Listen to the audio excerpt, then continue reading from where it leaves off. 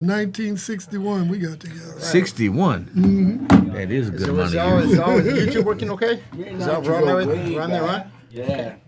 All right, let's see here. There we are. They don't allow Doing us it. to All right, get we're doing together it. Okay, good evening, good Tuesday, Taco Tuesday, man. We are here, man. We're here in the Dos Chicanos Podcast, and we are just doing it, man. It's our angel baby over there. Hi. And I'll let you introduce yourself this time, so I'll say it right. Okay, hello, my name is Harold Ray Brown. You can Google me and you'll find all about out who I is and what I've done and how I've been blessed. That's Amen. it. Showtime. That's showtime. Amen. That's it. Amen. Man. Now I can dig that. we got a couple announcements before we get started. We got a couple of little commercials we have in between. But the little commercial now we have a East Side Story show coming up next week, the July 27th, man. It's the biggest and the baddest lowrider show you're ever going to see. It's located in Pomona at the Pomona Fairground. It's a badass. It's called the East Side Story Show. Wow. Lowrider Fest. It's badass, man. The lineup over there for the music is... Now, who's the lineup, Angel? Everybody's going to be there, man. I didn't know. Give us some of Mike Nez, man. Mike Nez, man. He's the hottest ticket out there right now, man. That's the dad of Mikey Nez too, man. Yeah. They're both Mikes. Go figure, and they're both Nez's too. Yeah, That's all right. Yeah. Mike Nez, man. Pepe Marquez, the Intruders, Sly Slick and the Wicked, Mariah Avila, Raquel. Everybody's gonna be there, man. That's a place to be. That's on crack. 45 years. I'm sure, Harold. I'm sure you remember the collection, the East Side Story collection. Oh yeah, yes, they're celebrating 45 years with a big fiesta and car show that's going down next Saturday. So, and I'm excited myself because I'm the MC over there. So, P-Town in the house. Yeah, man. Growing up with the East Side Story collection. And they're breaking off with 2 new albums, aren't they? Yeah, they got 2 new albums coming out. Cut it out, baby Bubba. It's on a crack lady. Come on. Bad Habits. Oh, yeah, special coverage by Bad Habits, Good Times. Plenty of that. Special edition, Bad Habit, Good Times. Going to cover the whole show, man. Special edition. Is that right, Bad Habit? That's what's going We're on going to have there? 4 photographers there. 4 photographers, man. Who's the photographers? It's Swaggy. Swaggy? Unique Photography. Cali Classics. And Inland Empire Cruise Nights.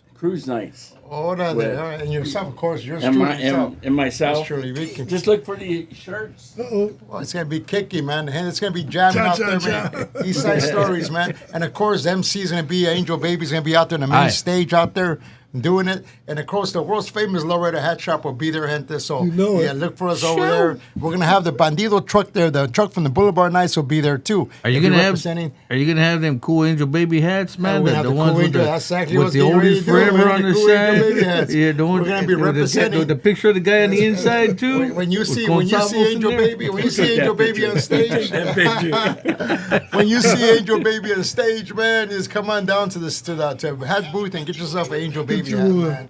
He's going to be styling his hat. We're going to have it there, too, so you pick it up right there, your size, your color. It's going to be badass, man. And what do you got going next weekend, too, Angel?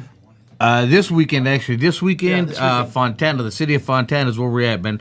Solid Chicano Car Show is going down. In Fontana, huh? In Fontana, man. We got Solid Gente Car Club, RZ Entertainment. I believe it's Classic Car Club. I got to look at the flyer, but yeah, we're going to be right there in the city of Fontana. Free event to everybody except for the cars, of course, because they're giving out the trophies and everything right there. Great day of entertainment. A lot of DJs out there, too. Man, it's going to be on a cracking, man. And that's going to be on a big parking lot out there somewhere? Huge parking lot right there in the city of Fontana, man. I got all the information. I just got to look at the bottom of my foot because that's where I wrote it. That's a good place off the 10 freeway? Is that a school over there off the 10 freeway? Footnote. Yeah, Footnote. There you go. You catch on quick. So it's all happening. It's all cracking this weekend, man. This Saturday or Sunday? This Saturday, bro. This Saturday, man. This Saturday it's on a cracking late, and it's gonna be a really good time, man. You know what I like is they themed it Solid Chicano Car Show. You know what I mean? Okay. And I just so happen to be the host, the MC, so good, I might have to work my way. I got a few more days into working my way into being a solid Chicano, so hopefully I can be a solid Chicano by coming Saturday, man. Please, would you? Whoa. Hey, now, can we jump you in early now and you be a Chicano? Let's go. I said, let's go. Elbows up, side to side. And where you can be at, Frank? Well, you know what? I was undecided, man, but it's pretty hot, and it sounds really good to me. But you know, I got to prepare myself for the East Side Story Show. That's a major show for me. I'm a sponsor of that show. Wait, this is not sounding good already. This is not sounding good already, man. Go ahead, keep talking, homies. Go ahead, keep talking. So I kind of want to go, but I said it's kind of hot too. You know, make sure you bring your ice chest with all your beer and water out there. That's right. Make sure you be wearing your hat. It's gonna be 112, 114 degrees. You know. Oh boy! We got fans and little things that you brush. You know, there it is, right here. Yeah, I'm gonna be using one of those too, man. That's a badass show, ain't there? But check it out. Check it out. Okay, go ahead, man. Hey, Angel, what can we listen to you on a Friday night? Friday nights, you can catch me all the way live on your radio, 6 to 9 p.m. It's 106.5 FM, and we even got the AM signal también, man. So we got the AM signal, man. We got the strongest AM signal around, I kid you not. But also 106.5 FM. And everybody's streaming nowadays, so you can just stream it. KCAAradio.com. We got a live in-studio webcam. We even have an app that you can put on your phone or your tablet right there. Your dedications, your requests, your shout-outs, bumping all the classic jammies that I get requests from my amigo right here, man. Yeah. You know, the world is a ghetto, heartbeat, lowrider, slipping in the darkness. That's right. Man. So many songs. Cisco Kid, Spill the wine, Get Down, man. Get Down, City Country City, where I got was a list you here at? We got a list. Oh, man. We're gonna play some of that music here too. Hey, how about Sunday night? I heard you're on Sunday night somewhere. Sunday, man. Sunday afternoons. They got me out in the city, out in Tucson, Arizona, on 100.3 FM, 100.7 FM. We got a 2-hour show that I do out of there, man. And of course, it streams around the world too, man. And the program director just tapped into me last week, man, just to let me know, man. Everybody's really digging it. The ratings are going well. Wow. Yeah, it's going good, man. So, and as a matter of fact, at the East Side Story Show, the Sunday show that we do out of Tucson is called The Sunday Oldie Radio Rolazo Program, and it's myself. And it's Stella Cruz and Theo Danny's Oldies. The three of us, we got a 6-hour block. Each one of us does 6 hours. Everybody's coming down to the East Side Story. Nice. So it's going to be the first time all three of us are together. That's right. But not on the stage. Well, you never know. I might sneak them up. You never know. Just don't tell nobody. All right? Don't tell nobody. Come on up. And no one's listening. Nobody knows nothing about nothing. And no one's listening anyway. No one's watching. So don't worry. If it happens, it happens, man. Oh, look at my nephew. Nothing. We also have the Memorial car show. Memorial car show. Another Memorial car show. This Saturday? This Saturday. Oh, you know what? They got the Memorial car show, man. It's all happening. Where's it happening, man? It's happening at the Whispering Lakes Golf Course here in Ontario. Whispering Lakes Golf Course here in Ontario. It's a late start, so after the sun goes down, about 5 o'clock, come hang out. All right. Small question: can we bring ice chests and stuff with water? I mean, water. I'm talking about beer, water. As far as I know, we should, right? Because it's gonna be hot. I know I'll have water. I heard that one. I'll have water. On the down low. And if you find me, I'll give you a water. No red cups. Just keep it on the down low. Keep it. Yeah, I don't know. This sounds kind of suspect to me, man. It does. Kind of suspect. Bad habits. If you don't got them, you're not gonna have a good time. Oh yeah. Yeah, if you're taking too much space, you ain't living on the edge. Well, you drink a lot of water, right? Well, yeah. Well, you know, my baby mama told me this. My baby mama told me beer contains 90% water. Oh, so, okay. Yeah. Well, then I better wear my Depends. Yeah. All right. And of course, I believed her. I mean, you've seen her before. Why wouldn't you believe her? You That's know what right. I mean? That's right. I agree. I've never seen her man, so lying. I need some of that water too. Look out now. Hey, can we? By chance, can we throw in some little bit of music of some of that, like "Slipping in the Darkness"? Let's get that thing started here a little bit. Wow. Let's bring something up with the war and the Lowrider band. And there's a big Is it okay controversy if we say here. war, man? I mean, War, can we say war? controversy. We Yeah, wrote why the not? songs, Harold Brown, Right, Howard Scott, right. Lee Oscar, Right. Lonnie Jordan, Right. Sylvester Allen, Cut it out, come Charles on. Miller. What? Come on. This is our music. That's right. War, what is it good for? Hits! All right, there you go, there you go, man. 3 fingers and a smile, baby Bubba. 3 fingers and a smile, baby Well, Bubba. it out, yeah. Boom, boom. There it is. 3 There it fingers is. and a smile. Okay, there it is. 3 fingers and a smile. Now, Yeah, I never. the question is that here's the question. Yeah, You say you fingers and guys, a smile. like you guys say you guys wrote the songs, okay? Right. When you say you wrote the songs, what about this other war? What they write? Nothing. Nothing, huh? No, I love them. They're great musicians. They go out and they keep our music being played. I just got one complaint. Yeah. Write one more hit and we'll make more money. Like they always say, you ain't funny, huh? Right. Let's check it out. Now this guy, this is one of the original players from War. So now, when I say original player, are you one of the players that started from the beginning? Exactly. Okay. Give us a little I'll give rundown. you a little thing. Yeah, give us a This little is really rundown. important. Well, Howard had gotten drafted. We joined the Musicians Union, Local 47, 1964. Okay. We wound up working with a lot of the top people there in Hollywood Okay.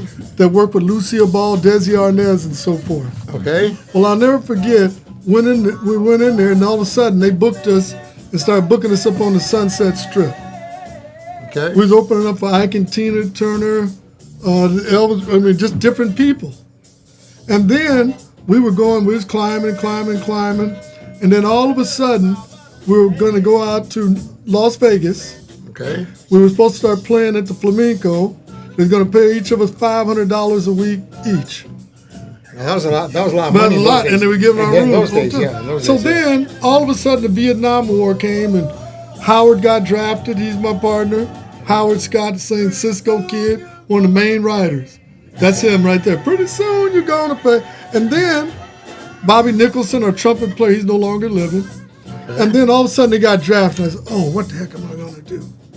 So then what I did, I said, okay, I'm going to have my own business. I was only 18. It wasn't doing as well because I let other people run it. And then I decided, well, I'm going to have to get a job, and I wound up being a machinist. And I worked my way up to a Class A machinist, and they had me developing rheostats and potentiometers when they started shooting monkeys into outer space. Okay. Well, anyway, Howard went to the military. He was in the Army. He's over in Germany. And just around about 1968, last part of 68, Howard came back. Okay. And we said, let's try it one more time, Howard. Let's see, because our band was the Creators. We said, let's try it one more time. Well, I'd been working in the night shift in the steel yard, so we named our group the Night Shift. Okay. We started going and going and going, and then things got a little tight. We was playing, a lot of the teen clubs, teen fairs in Hollywood. And then I'll never forget,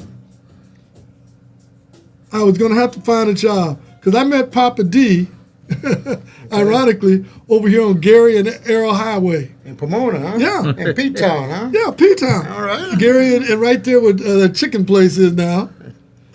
Chicken place. Yeah, the chicken place. You know what I'm talking about, the chicken? Yeah. I'm not talking about... The chicken place in I'm talking Gary about Avenue? Yeah, right. But I went, and I went to that gas station, and there I seen this guy in there, and he's playing his he had his bongos in between his legs and his conga in front of him. Now you're saying when you said chicken place and gas station, you're talking about the place on Gary Avenue and the gas station across the street? No. Oh, At the one. time, it was Gary and Arrow Highway. Arrow Highway, yeah, exactly. Okay, there's that, what's that, man, famous chicken, whatever, Yeah. Yeah, right, that chicken place. But there was a gas station there. Okay. Right, there was a gas station. All right. And I looked in there, and there was Papa D in there. That's when I met Papa D. Oh, all right. He was in the Pomona? Yeah. Was he in Pomona? He was in Pomona. Okay. Because I was living over here off of town. Okay. And I was in San Dimas back and forth. So I seen her, I said, wow, you're great. Well, it turned out that Papa D was about 20-something odd years older than me. And I said, hey, you want to be in a band? So that's when I got him and brought him into our band when it was a night shift. The night shift, that was the name of the band, huh? Right. Okay. Yeah. So when we got to first the Creators, then we evolved after Howard came out the Army to the night shift. Okay. I said, let's try it one more time, Howard. And if it don't work for us, you can go back to what you're doing, because he was always medical field, and me, I had, trades and steel, wood and stuff. Right. Government had me doing work. And that's what I always tell all my young fans and people. Have options in life. All right. Have options. Like when you're driving the highway, you want to make doggone sure that if something happened in front of you, you can either go to the right or the left. Right. And chase your dreams. Right. You chase your dreams, then if you don't succeed the first time, you'll try again and try again until you succeed. So that's why I still got a regular job. Right. Yes, that's why I still got it. Oh, you feel me, don't you? Baby Brian, you feel me? Yeah, I got a regular job too. I'm a shoe shiner. Shoes. Well, I like them hats, man. I brought my shoes. They're in the car. So you got to have options, Yeah. and chase your dreams. Well, Yeah. we started going, and we had, what was his name, the Rams player? I I don't know what that spot is. Deacon Jones? Yeah, Deacon Jones wound up in our band. Probably from the Sun. So we had Deacon Jones. And Where did he play? He sung. He sung, huh? Yeah. Okay. He had a record. He'd put out a record called Lover and a Pro. Is that right? Okay. And then we were playing up at the Ragdoll up on Ventura Boulevard in Hollywood, North Hollywood. And I remember him getting out there doing, when he'd be singing, start getting down on the ground doing push-ups and stuff. And then I remember being backstage, little skinny guys. He let him hit him in the chest. He said I'd be beating him in his chest. And they called me Skinny Black Benny then. In his chest.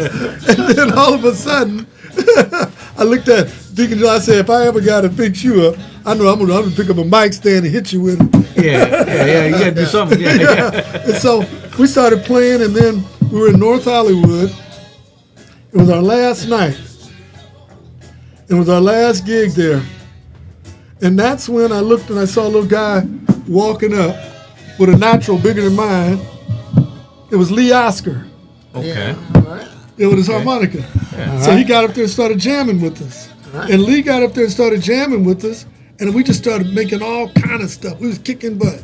Right. And so kicking butt, that's not a nasty word. I should say kicking tail. Anyway, we was there, and then after we finished, we went back and everybody started saying, wow. Well, that's the night that Eric Burton had showed up. Now, another side note. I'll never forget, I didn't give up. I was down to my last $7. Gas was 28 cents a gallon. And I didn't give up. I was coming from Thousand Oaks down to 10. I got to Sunset, and I started saying, wait a minute. I wonder where Marshall Leaves got. When I had my business, auto detail shop, he used to bring his cars to me. Well, Marshall Leave was the producer of What the World Needs Now is Love, Sweet Love. Okay. And that other song, Last Night. That's the Marquis? Yeah, I go, that's me doing the rolls in it. Is that right? Right.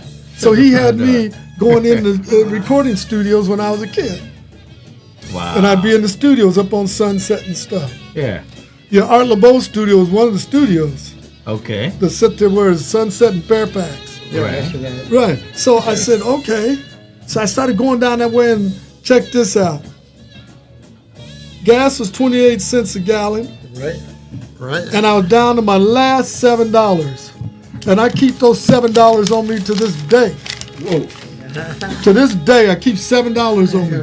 That way, if I'm walking in my town, in my neighborhood, the hood, a.k.a. the hood, in Long Beach or something, and I see somebody over need help, I tell them the story of what happened. Now, if I see a guy collecting a bunch of cans, he's walking down, down Atlantic or cutting around the Broadway, I say, hey, I'll give him the 5. Or sometimes I just give him the whole 7. So, being back in our hometown where it all started for us in Long Beach, Compton, the Spirit always puts me in a place to where I can make that difference. When I first moved back to Long Beach, I was over on Atlantic and 1st Street. And I seen a young man about to get in trouble. I took my hat off and put my hands behind my back and said, young man, don't you know the devil's a liar? He's trying to get you caught up in some trouble. So I knew he was hungry or something, so I gave him the $7. I went back to my van, and at that time I always stashed, they said if you want to hide something, put it in a book. So I always stash a little cash in the book. Okay. Yeah, okay. All right. And so then I went over, I got that 20, and I had a little card for him. And I took that card back and said, listen, here, you go to this place and maybe we can help you get a home, so you don't be homeless, and then get you on the right road.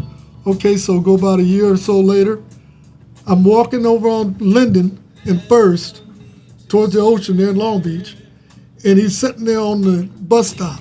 He said, Mr. Brown, I thought you died or somebody killed you or something. He says, my life has changed. He says, I got a place to stay every night, I'm eating every night, and I'm back in school. Yeah, you can let it. Yeah. That's the radio wave still works. Yeah, and he says, I'm back in school. That is what I call my spiritual buzz. To see a young man change his whole life by taking that time to talk to him. Right. That's what I like. And so, I seen him later, and finally, he had a real job. He's working in one of the hotels. Yeah, he's working in one of the hotels and stuff, and he got a real job. So that $7. That's $7. $7. Right. That's badass. And to this day, I keep the $7 on me. Yeah. I don't leave unless I got that 7. Nice. I think that's from the sun. I think that's the sun thing. That's what the camera. Yeah. Ain't gonna fix. They got me looking awful light. No, it's not. Don't worry, it's only covering me, man. It ain't covering me. Okay, I know. Yeah, but I got Choctaw Cherokee and everything. So you saw that guy. I saw him later, and it helped to change his whole life. That's badass. And see, that's what we got to do. We can't forget where we come from. Yeah, I may be a big shot, Harold Brown, that wrote all the world and all these different songs and, got royalty checks in, but it ain't like there's a song I was working on. It can have wings, it can have wheels, but you ain't taking it with you. That's right. So if we don't, be, paying it forward, I call it playing it forward, and in our community. That's right. Now that music itself, now you wrote the songs to this music, or you? It was all of us wrote. You all wrote it together, huh? Yeah, like in the first, when we first started our band, June the 6th and 7th, out at Mother Lizards in San Bernardino. June 6th and 7th. Yeah, 1969. Okay. Mother Lizards. Yeah, what was 1969. That was out there, in San Bernardino. It's been quite long, but that was our first date we did. Eric Burden and War. And you call yourselves War, or you call yourself the Night Shift? We would call ourselves, the Night Shift. We were the Night Shift when Eric Burden and Jerry Goldstein, our producer, and Eric Burden and Lee Oscar met us. It was the Night Shift. Okay. But then when we hooked up with Eric Burden, Steve Gold and all of them started laughing, and they said, wait a minute, we're going to name you War. So we was thinking like a Sputnik. You know how they used to shoot the Sputnik out? Yeah, shoot the rocket out, and then the Sputnik would be dropped off by itself. Well, that was the same way they was thinking. The Russian rocket, Sputnik? Yeah, like the rocket go out and drop it. So they was thinking like, well, we're going to do the Eric Burden in War. We'll put it, Eric Burden in War. And then that's when we started our first hit was Spill the Wine with Eric Burden. Okay. Right. Yeah. And you know what, a little side note, the set of drums I did that first hit on, I paid $199 for it. Spiegel's catalog. That's right, yes. And I would go up to Sunset, and in Hollywood, and people would look at me and say, look at that, you don't do it. Well, I got that first hit off of those drums, which were pearls, $199. Well, what song did you get out of it? Spill the Wine. Spill the Wine. That little Spill the Wine. Yeah, Take that pearl. $199 Set. That's set, right. One of the guys would laugh at me when I go up to the studio. That was a lot of money in those days in '69. Yeah. You know, I remember paying for gas, like you said, 29 cents. I remember paying 29 cents. Right. As low as I paid was 24 cents and 9 tenths. And I was in high school driving. Junior high school driving. Oh, somebody's playing right now. When you guys wrote Harold, when you guys wrote "Spill the Wine," now what was the concept behind "Spill the Wine" that got you to write that? You know. Well, the concept behind Spill the Wine. You guys were just on a good one, or what? Well, we were in the studio, and you hear different sides of it. But we was in the studio, and was playing, and some kind of way, some wine got knocked over and spilled into the recording board. And people went, whoa! And that's when Eric came up and started doing that. But see, that's why our music is multicultural. Think about it. Uh-huh. I grew up in Long Beach. Bobby Montez lived across the street from me. Filipinos here. Larry Fukuhara and them just came out to concentration camp. I had Mormons right behind me. Concentration camp? Yeah. Right to world, the Fukuharas. Yeah. They had to move every 7 years. Is that right? Right. They couldn't stay in that same place. And then I learned how to play. I was going to German school, you know, Sprechen Sie Deutsch, I hate it. Okay, German, I'll never make it. Yeah, so I went there. The first Lutheran, the first black family there in the first 100-year period to attend their private school. That's where I learned how to play drums in 1957. In Germany? Well, over at First Lutheran, which is on 10th and Linden in Long Beach. They spoke German over there at that time? Yeah. Oh, wow. Yeah. Yes, Air Cleaner. with a $199 drum set. Huh? Yeah. Oh, that was nice. That was an expensive drum set. Exactly, but I started following my dream. Yeah. My mother didn't know that I pawned my violin to get my first snare drum.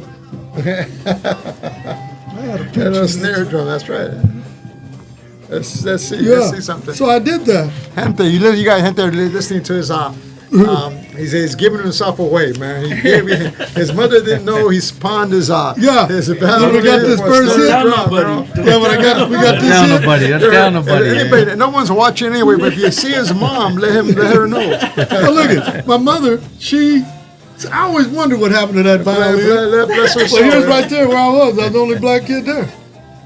And this is the one that taught me how to hold a drumstick. Is that right? Wow. Right there. Wow. Mr. Interesting, Okay. interesting. And everything. Okay. And I got keys to the whole building that's up there now, even to this day. So did they have you in there as a token, or what? They had to have one brother in there? No, the whole family was there. We was all there. Now, how did they treat you at that time? They treated me well. Treated you well, huh? Yeah. Because you're the only one there. Well, and then I've always had that attributes to where I the way I grew up. The way I grew up, I grew up in a multicultural, neighborhood. Yeah. I would just hear, like I'd be playing something like boleros and stuff. Well, I'm going to give you my story on that. When I went to school too, we only had one black person in school. He was a senior. And then I still remember his name is Ricketts. And he was a track runner, football player. And he graduated midterm, and then we didn't have any. It was all white. It was all white, and it was like 30 Chicanos and 40 Chicanas, and then everything was white. So we would fight the white kids. That was our fight. Well, I didn't have that problem because they had me. I got another one here where they took. Let's see. Where's this one? Because when I came up, I learned how to work with everybody. I just got this about a year ago. This was sent to me from Europe. And it talked about Millie Janiks and Harold Brown earned student officer recognition. All right. Yeah, that is interesting. I was in Long Beach. Yeah, that is interesting. I was in Long Beach Poly. Wow. We were about 1961. Here it says Harold Brown is the first junior ever to be president of the Teen Tavern, besides presiding at meetings and seen recreational facilities, he takes it upon himself to create a better relation between student and the adult and among the polyites themselves. His success is encouraging. Harold has won the pentathlon trophy, and he has for varsity letters in cross country and track, with the captain star in the former. He won the All-League trophy in the Moore League finals, the All-League patch, and the All-City patch. I was varsity captain. Oh man, that was good. I was varsity captain. Oh, interesting. And and I was the president of the youth clubs in Long Beach. Yeah. I drive by there all the time. Right behind where Polly is, there's a teen tavern there, and I was the president. Wow, what a major story, gente. As you should. What a major story. Okay, we're gonna More do to come. We're gonna do. We got more to come. We're gonna do a small commercial again. We're gonna turn around and advertise. We have the East Side Story Show car show coming up July 27th. And that's this Saturday, and that's in about 10 days from now, 15 days. Next Saturday. Not this Saturday. The following Yeah, Saturday, the following 27th. Saturday. Next Saturday. And your host your host will be Angel Baby. Angel Baby be the host. Mr. Oldies Forever, right? And we're gonna have the greatest lineup you ever heard. We have a lineup that doesn't quit on the stage out there. So make sure you go over there, pick up your Angel Baby hat, the Frank's Hat booth. We're gonna have the vatos from America Me, 3 vatos there, all 3 vatos, JD, and we're gonna have some Santana. We're gonna have one more. We're gonna have the 3 vatos from America Me there. Next to my booth, the truck will be there. Bad Habit Magazine will be covering the whole show. It'll be at Badass. And then this Saturday, there's 2 major shows going on. Wait. East Side Story. Are you bringing out your other troquita? Yeah, I'm bringing out that Bandido. You're bringing out the original Bandido truck. That's Okay. right, out, Look man. out. The one that came out in the movie Boulevard Nights. That's right. Man. Look It's out. coming out, man. So you'll be seeing it. What time is it? East Side Story Show. Showtime, baby bubba. Let's go. Let's go. And then you're gonna see also this Saturday we have also 2 major events, man. And we'll start off with memory, the memory show. The memory show is gonna be hosted by Memorial is hosted by Bad Habits and Ralph. It's gonna be a memorial show. It's Badass in Ontario Lake. Whispering Lakes. Whispering Lakes in Ontario Golf Course. It's a badass show. You gotta be there. It's a must place. That's when you have a lost family member, brother, son, kid, child, mother, grandfather, ancestor has died. You bring the pictures up. You post them by your car, and if you don't have a lowrider car, it doesn't matter. You should bring in the picture anyway and post it up. There's this section there, and show their family member you lost from your loved ones. I think we're gonna have a stage there. We have a stage where you can bring your photos. Hey, can I sing? Yeah.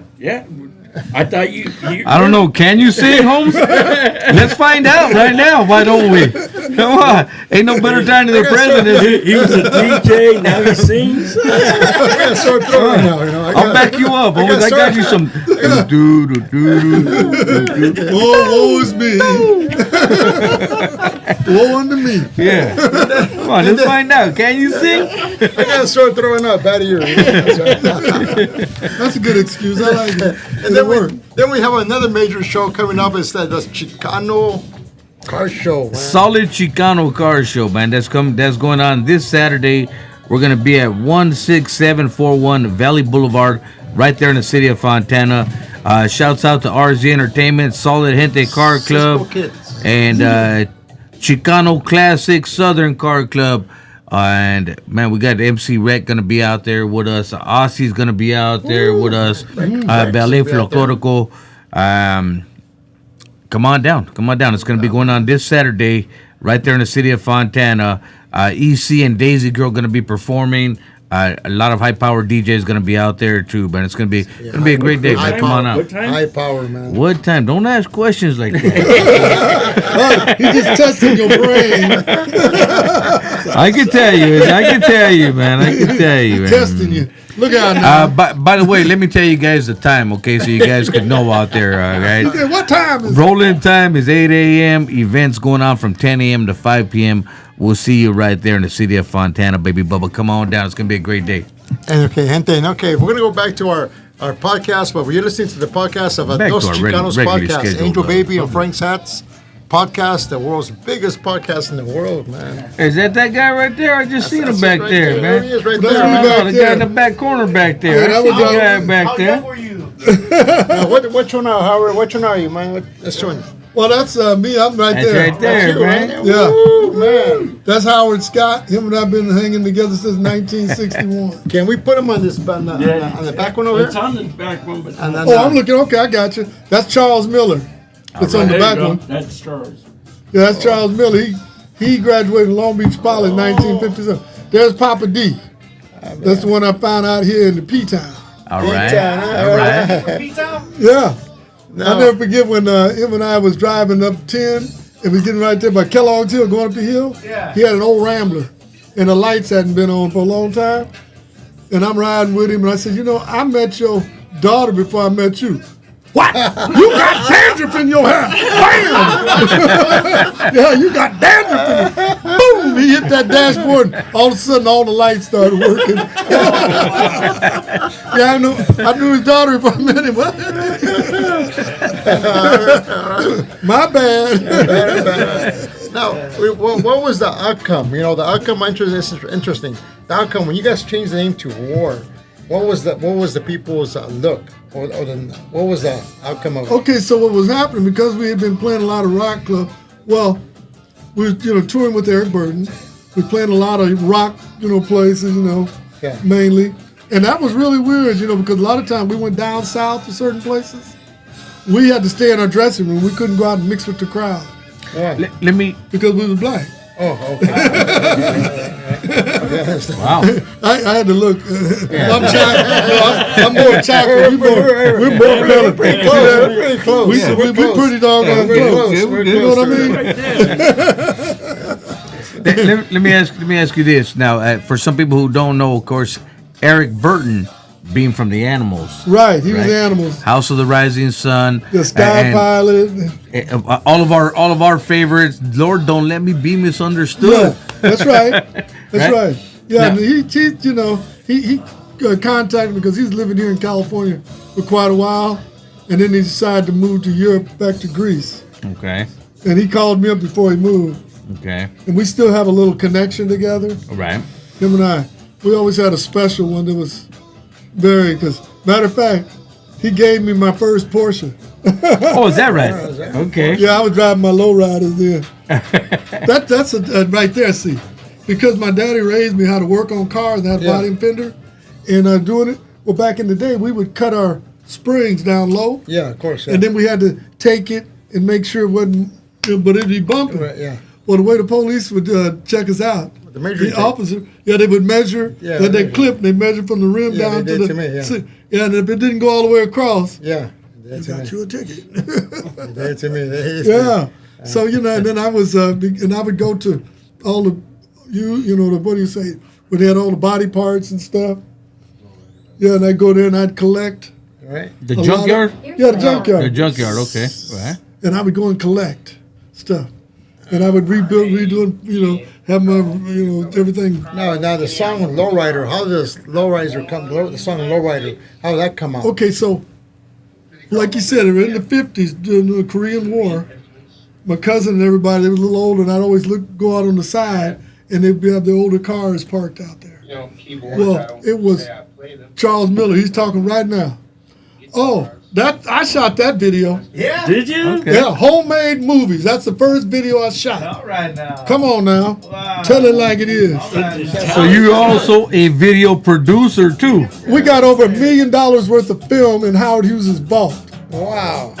In Howard Hughes' Howard Hughes' vault. vault. Yeah, I got all the film, and stuff. And once we resolve all the differences, between you the shot that, manager. huh? You shot Yeah, that, that's huh? it. You I made shot that.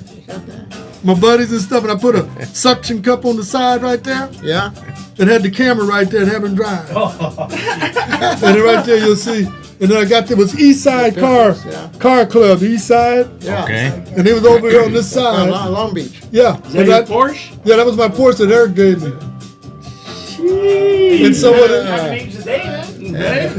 Change the days. Yeah, so what I did, I stood on the side of the freeway, the 10, well not the 10, was the 5, hanging over the bridge so I could see Whittier Boulevard.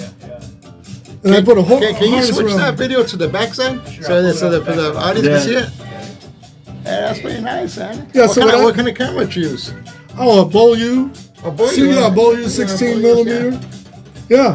That's a bigger camera. Yeah, they had one. Yeah. And I had that face made. Sorry. You had that face made, huh? So you were the one that had the face made. I had it made. Okay. So that album was that album based on that face right there? Yeah, we used it, you know. But it was mainly this right here. I shot that at 7. That's me hanging over the side of the on Whittier Boulevard. I was holding the camera. And then you can see that it's slightly out of sync when Charles come back because we're lip syncing. It was at 7417 Sunset, and we had a rehearsal hall. We had a hall back there. That's bad. Now watch right here. Watch, he's off. Oh yeah. In a cowboy hat. Yeah. See, he's slightly out of sync. Yeah. It's been done better, updated. Yeah, but for the time, Right. shit. And that's on Sunset. You got gloves on. Yeah, that's Papa D. All right. And that's Howard Scott. That's BB. He just passed about 2 years ago. Right, He's right. won Some World is together. Rest in peace. You're yeah. fine. All right. That's all right. And that's me hanging back over the side of the hill, side of the freeway. Going through the hood. Right here, watching. There it goes. There is. Oh man, it's badass, man. Yeah, homemade movies. See there? Yeah. Bob O'Dean, he's no longer. Harold Brown, Far Out. Yeah. All right. Gordon, yeah. That is nice, Come on, man. baby That brother, is come nice, on. huh? So I was thinking videos way before. We learned a lot today, huh? Yeah, We're learning a Eastside lot, Car huh? And we're not See? done. That was Eastside Car Club. Yeah, man. Oh yeah. There it So goes. when I So that was coming based. up. That was Lowrider was based on that, huh? Yeah. Well, what happened? We were in the studio recording, Okay. and we started off, and when we started, I know for me as the drummer, I was slightly off. I was playing on an upbeat. Oompa, oompa, Yeah. So a lot of the drummers now that play our song, if they played it boom, boom, All right, boom, here's some boom, video. boom, straight like that, they don't get it because I was on an upbeat on my bass drum. Ba, ba, ba, ba, Here's what I ba, found ba, out. ba, ba, ba.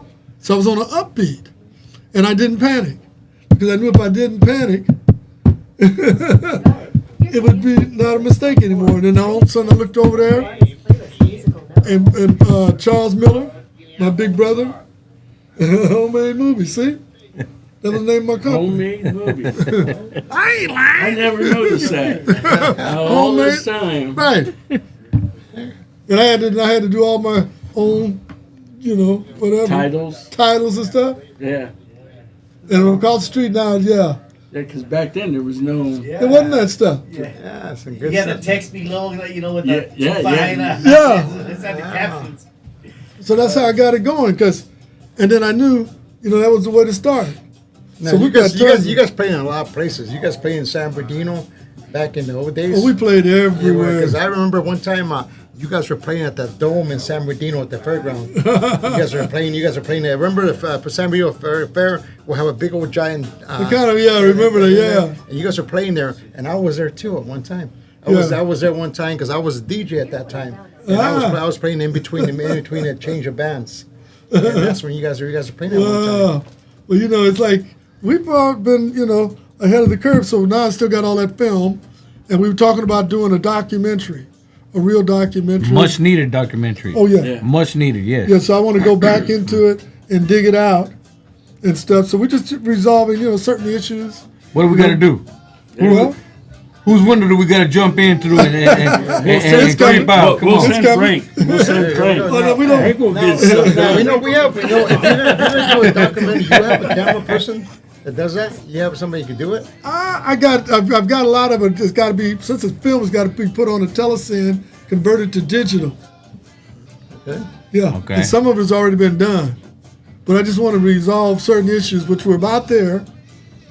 For all of the surviving members and the members that passed on, we got about, it's going to be nice. All I can is it's positive. Positive. Oh, yeah. Okay. All right. Lonnie Jordan, everybody's a positive thing. Now give us some of the other songs you have on here. Like you gotta give us a little story in another songs. Let's say. Well, Why Can't We Be how about Friends by is a good Yellow? one. By Yellow. That's one of my favorite songs. Oh, it is? Yeah. Wow, well, I keep thinking about that. Well, see, we had all kind of writers. Howard, I got to say, Howard Scott, by the way, Howard got his own radio show on Wednesdays down there Yes. in yeah, Texas. Yeah. Right. Yeah. So give him a shout out, But we have always been ahead of the curve because the type of music we play is because we've been influenced by so many nationalities and people. I remember Johnny Otis. I used to check him out all the time. I'll never forget I was in South Los Angeles when Sam Cooke, we was kids playing at Moore Swing Club. Sam's one of my favorites, man. Oh, yeah, I we love the playing way it, anything the guy sings, man, is badass. We Yeah. playing at Moore Swing Club on Main Street, just south of Slauson, but for the train tracks. Yeah, it does. Yeah. Yeah. Man, it's Yeah. yeah. So Yeah. we was in there one night, it was off night, because they had a rule then we could play in places that they were serving food too, even though we was underage. Right. We was in there, I'll never forget that night that Sam Cooke came up in there. He came up and talked to Mr. Moore, and he wanted to he came over and introduced himself to us. And at that time, we were still like what you call the creators. Okay. And we were still young. Right. And we met him, and then it wasn't, about a week or so later, he was killed over on Figueroa. Oh, wow. Yeah. Yeah. Yeah, he got stabbed and stuff, And he couldn't save all his body parts, So he never really got a chance to see you guys really become more. No, he never did. Okay. But that was some of our influences. Well, yeah, I bet. Yes. Yeah. I think about all of the thing that Big Mama Thornton. You Mama ain't Thornton. nothing but a Yeah. hound dog. Okay. Right. Yeah. I got it. What day was? I think it was 1957. I got it written down here. Where I met her, and it was like about 19. Okay, with Big Mama Thornton. It was December 25th, 1954. My daddy took me by her place. Oh, your dad took it. Yeah, took me by her club, the Web. Okay. And he took me over there. I think it was Western or something, just south of, get those senior homes. Western and Normandy and not. Yeah, all that. Yeah, going up there. So she had a club called the Web, and she was standing on the curb there. And I got her. My father took me by there because I didn't realize she was a drummer until later either. She played harmonica and drums. So she said, "Come on with me, boy." She was in her overalls. Yeah. She walked in there, and I seen that .22 pistol in her pocket. See, she went in there and she sashayed around them chairs. And we was in the back, and I was talking to her when the news came across the radio that Johnny Ace was supposed to have shot himself in the head. Yep. And that was Johnny Ace. Johnny Ace, yes. And I was right there with her, and it's sort of like she was using me as her alibi. So I talked to Taj Mahal, and then when you go researching, Big Mama Thornton, Johnny Ace, you get the variables in there. Wow. Oh, yeah. She didn't take no joke. And then, she was always, like that. I mean, I look at, a lot of things, that really happen. I like somebody that influenced me, Willie and the Hand Jive. Yeah. Right. Oh, yeah, that was one of them that really influenced me. There's so much, growing up in Southern California. There's some things, too, that I have to say, too. I remember it was like 1965. We went down in El Paso, Texas. Old Man Fulbright. We was playing at a club called Basin Street West. We were playing there, and Old Man Fulbright came in. Chucotown. Yeah. Chucotown, I've been there. Oh, and he came over, and we was playing. Old Man Fulbright came up. Yeah, I got another book. It's called The Devil's Music, because I thought it was just a thing I researched and found out. And he seen us in there playing. We were just kids. There's Big Mama Thornton right there. Yeah, I see her. There she is. There's a 22 in her pocket. Huh? Oh, yeah. Yeah, be careful. She's still around? No, she been gone. Oh, she's been gone. Oh, yeah. Because I was just a baby then. I was just a little baby. Kind of dangerous, huh? Oh, she didn't take no okey doke.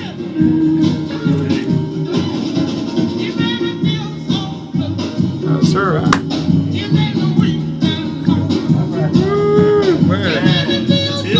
That's her. Right? Big Mama Thornton. I get chills because I actually spent time with her. I didn't go to jail. But I spent time. Yeah, I was about to say, what? Okay, hold on here. Don't worry, we're not going to tell nobody. Yeah. Ain't tell nobody that. Between them. Oh yeah, but see that kind of music I grew up around. Yeah. Okay. Listen to it. That's it, huh? Be careful. Angel likes women like that. Big women, huh? I love them, man. Yeah, she. I got two hands. With 22s in the pocket. Oh yeah, she had the 22 in her pocket. You like those 22s in the pocket, Angel? I love them like that. And so we started being, oh yeah, ooh. And I see you got to think about it. A lot of that music got clave. Yeah. Come from West Africa, Okay. And then all the way through when they came over, the Spaniards came over and they brought it on and it came all up through Cuba. Okay. Tito Puente, I spent a little time with him Tito too. Puente, okay. Oh yeah, All right. yeah. Now, when after she was shot, somebody, she allegedly, someone got hurt. Don't start rumors, Don't start rumors, I'm going to rephrase my word. Allegedly, someone got hurt with a 22. Allegedly. Allegedly. Well, you can research it because I went there And allegedly it was one of our favorite artists from back in the days. From That's right, it's allegedly. That's all. Oh, and It's it's all that I'm understanding. It's forehand. Yeah. It's second hand, third hand, forehand use. And then being there with Sam Cooke, and then all of a sudden, But Boy. is that where Sleeping in Darkness came from, or where did Sleeping in Darkness? well, what happened with? Interesting story about that. Okay, Howard Scott, Okay, my brother, Howard Scott. He's 2 days older than me. okay, 2 days older, huh? Yeah, All right. he's born March 15th, Now you 1946. stay in touch with him? Yeah, There he is. we talk almost every day. Just like Lee called me up when we was over at this music place. So Howard was born March 15th, 1946 in San Pedro. San Pedro, huh? And I was born Harvard, March the Harvard 17th, yeah. I was born March 17th, 1946 in Long Beach. Long Beach. 2 days apart. Snoop Dogg territory. Yeah, when Snoop Dogg used to hang around us on Hill and Lemon. Okay. Yeah, he come to our shows. I got a video somewhere of it. But he was just a kid to be on his tricycle. Oh, so he come to your shows when he was really Well, young. we really, were really rehearsing. young. Okay, when you were okay. On Hill Wow. and Lemon in Long Beach. Wow. Yeah. He used to come over there. And he graduated Long Beach Poly in 1957. Yeah. And Wait, back up. Charles Miller, Long Beach Poly, 1957. I was of Long Beach Poly, 1964, and he came on behind us somewhere in there. I don't know, 2000 something. He's a baby, bro. Yeah, we got a video. Oh yeah. So tell us. What you? Yeah, I wanted to ask you about this one right here. Okay, I've heard a little bit of the story, but let's get the story out right here now. Okay. With Charles Miller, another project that he was working on that included you guys was the Senor Soul. Yeah, Senor Soul, Okay. right? Can you punch up a Senor Soul? I ain't got no soul today, or Yeah. or don't lay your funky trip on me. Don't lay your funky trip on me. Yeah. So how did that? How does that mix in with the creators, with Night Shift, and with War? Because I still play these songs. Just so you know, right. I still play "Don't Lay Your Funky Trip on Me." I ain't got no soul today. I ain't got no soul today. Right? I ain't got no soul. I could actually hear you guys doing that stuff like again nowadays. I would love to have you guys do that nowadays. You know what I mean? Yeah, well, Charles Miller was always like my big brother. Because I was the oldest out of the five, but he's my big brother. Because he lived a few doors down from me on Lemon in Long Beach, between, 21st and Hill. And he used to hear me in there beating on my drums in my garage. Okay. he wanted me to be in his band, but I was too young and I was still going to high school. Okay. I was 7 years younger than him. And so I did, get that thing, but he's a big inspiration to me. And I be thinking about all the different things because coming up, I got a chance to be around so many different sources of music. Right. Cause we'd be playing over there around over by the, the shipyards and stuff. Okay. Right. Over in San Pedro. And by the projects. Right. They used to call it the bucket of blood when you walk out that wine club. And we used to do that. So I'm thinking too, and during that time period, is that you guys playing on these cuts here? We the tried Senor to play, Soul? yeah. Senior Soul. We did a couple of songs with Charles, about one or two. Yeah, that's us. Yeah, that was just has that funky. Yeah. Has that tune to it. Yeah. And then there was all kinds of stuff. Cause I'm sorry I keep going back and forth because there's so many things. We were supposed to be back in '65. The Old Man Fulbright was playing at that club there in El Paso. Okay. Basin Street West. Old Man Fulbright came in. You guys are a great band. I got a young man that could sure use you guys. You make a great band. His name is Otis Redding. Oh shit. Right. Otis Redding. This was 1962. I like Otis Redding. Yeah, they wanted us, that was 65. We're supposed to be Otis Redding. Well, we came to California. That's when we played at the LAX. My buddy, I took the test for the Marine Corps in '64, but I didn't go back in to be sworn in. You've heard the butterfly effect, the chaos theory? No. Well, if all hurricanes start in the Sahara Desert, that hit up in, but if the butterfly went to the right of the tree instead of the left, Katrina never would have happened. Okay. But because it did, Katrina happened, and I was my property and forced me to come back to my hometown, Long Beach. All right. Okay. So things happen for a reason. Okay, so right there at that time, at 65 or so, that's when Old Man Fulbright seen us and said, you guys would make a great band for Otis Redding. Well, we came on back to California. We did play the show. I seen one of my buddies, Henry McKine, that took the test for Marine Corps, him and I. He got sworn in. I didn't because I started my own business. You had flat feet? Well, no. No, they wanted me because they knew I was chocolate monster. Or did you go to Mexico playing with the Mexicans? Oh, yeah. But you know what happened? We used to go across the border, the Rio Grande. We'd go, because we were young, we'd take our mother's eyebrow pencil, try to paint us some mustaches, and go over and we'd get us some rum and stuff, and we'd try to smuggle it back across the border. Yeah. And they'd be up there pouring our rum and stuff into the Rio Grande.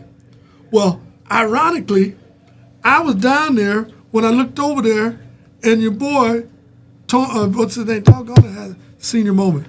I looked over, and there was Johnny Cash being busted. Johnny Cash? Oh, shit. Right, they was going through his thing. They busted Johnny Cash.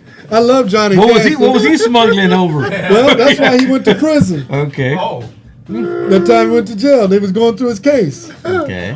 So I was right there when Johnny Cash got busted, and they was pouring our rum into the Rio Grande. That's why the fish was. What a story, man. Yeah. So then we come on back, and then we were going to be Otis. We were trying to get there to be Otis Redding, but then we didn't take the gig because Lonnie Jordan, my fellow brother, that one of the main writers with us too, had created. He was a keyboard player, but he was too young. His mother wouldn't let him go. Okay. But that's how fate worked, butterfly effect. So we come on back, and we was down and all that. So we decided to come on back, and we played a gig over by LAX. And right there, my buddy Henry McKine went to St. Anthony's in Long Beach. We took the Marine test together. He went in, but I started my business, joined the Musicians Union. He I picked up a newspaper, September of 1965, and I see Sergeant so-and-so in PFC Henry McKay, my buddy. I said, wow, he's in the Los Angeles Sentinel.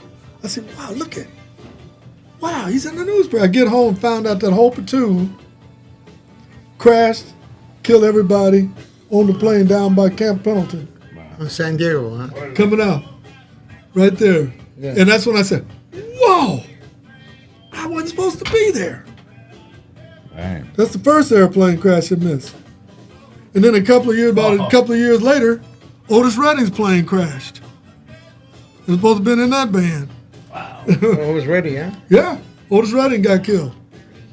Yeah, he crashed in the plane. I know the bass player, he survived. I didn't know it was ready. He got killed in the plane. Yeah, he got killed. Otis Redding, that was December 10th, 1967. Wow.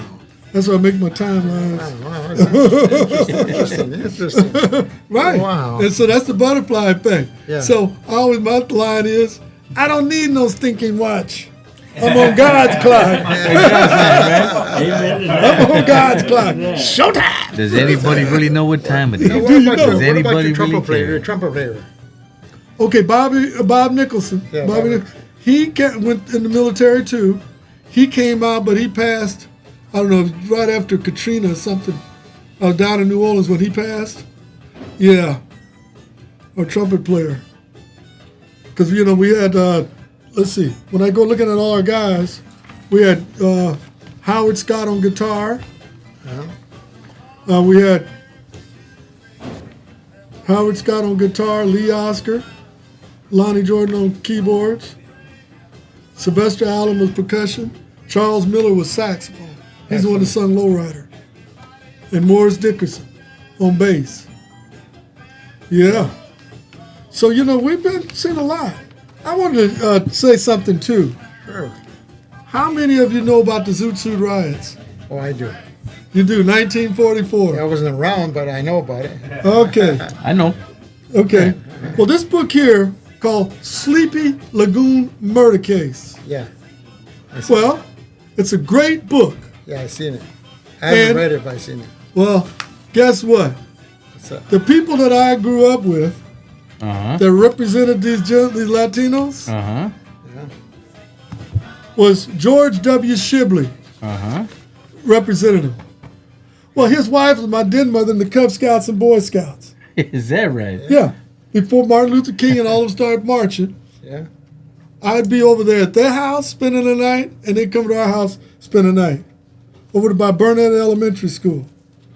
We were together. His son, Bill Sibley Jr., we were both. I seen him Saturday night at our 60th class anniversary Reunion? reunion. Yeah, all right. And You just another had a guy with the reunion? kid. Yeah, You we just had had a Is that right? yeah Okay. Saturday night, 60th Nice. class of 1964. Really nice. Yeah. Now, the women don't look the same no more, right? Well, hashtag it wasn't me. But they kept coming up on me. I Yo, told high them, school, sweetheart. I'm right here. Did you I'm still did you here. actually see any of your old yeah, your but a old lot of them I plays from couldn't high tell. school? Yeah, I'd seen Bill Shibley No. and another buddy of mine, Paul, and we were actually in kindergarten together. Wow. So, wow, that puts that like 78 years, something back there. Wow. Yeah, so I wanted to share that story with you. That's cool. That's another connection. Yeah. It's not sleeping in darkness, huh? Yeah. So if you ever want to read a good story, Is it's that called, them in front? Any of them? this is all the Latinos. I mean, but any of those guys that were live near your house? They probably were, because it's all around Long Beach, the shipyard. Long Beach, yeah. And that's when a lot of the European Americans from down south come there and hitting on the ladies, Yeah. talking crap, and then all of a sudden one young guy, I forget his name, they found him dead. He was up there. Artesia, it used to be nothing but swamps and stuff up Artesia. there. Okay. Yeah, Artesia, huh? when I was a kid, we used to go up there between Long Beach and Compton. That was all swamps It was all and swamps? farmland. Yeah, It wasn't. yeah. What part of it? Like if I'd go up there, Cars Avalon or whatever, right on the other side of the hills, Dominguez, and it was like swamps up in there.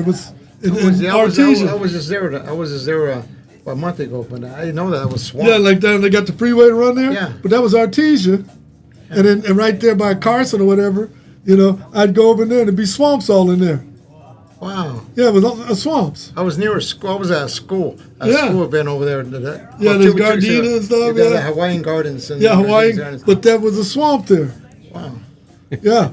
How big were the G2 rides?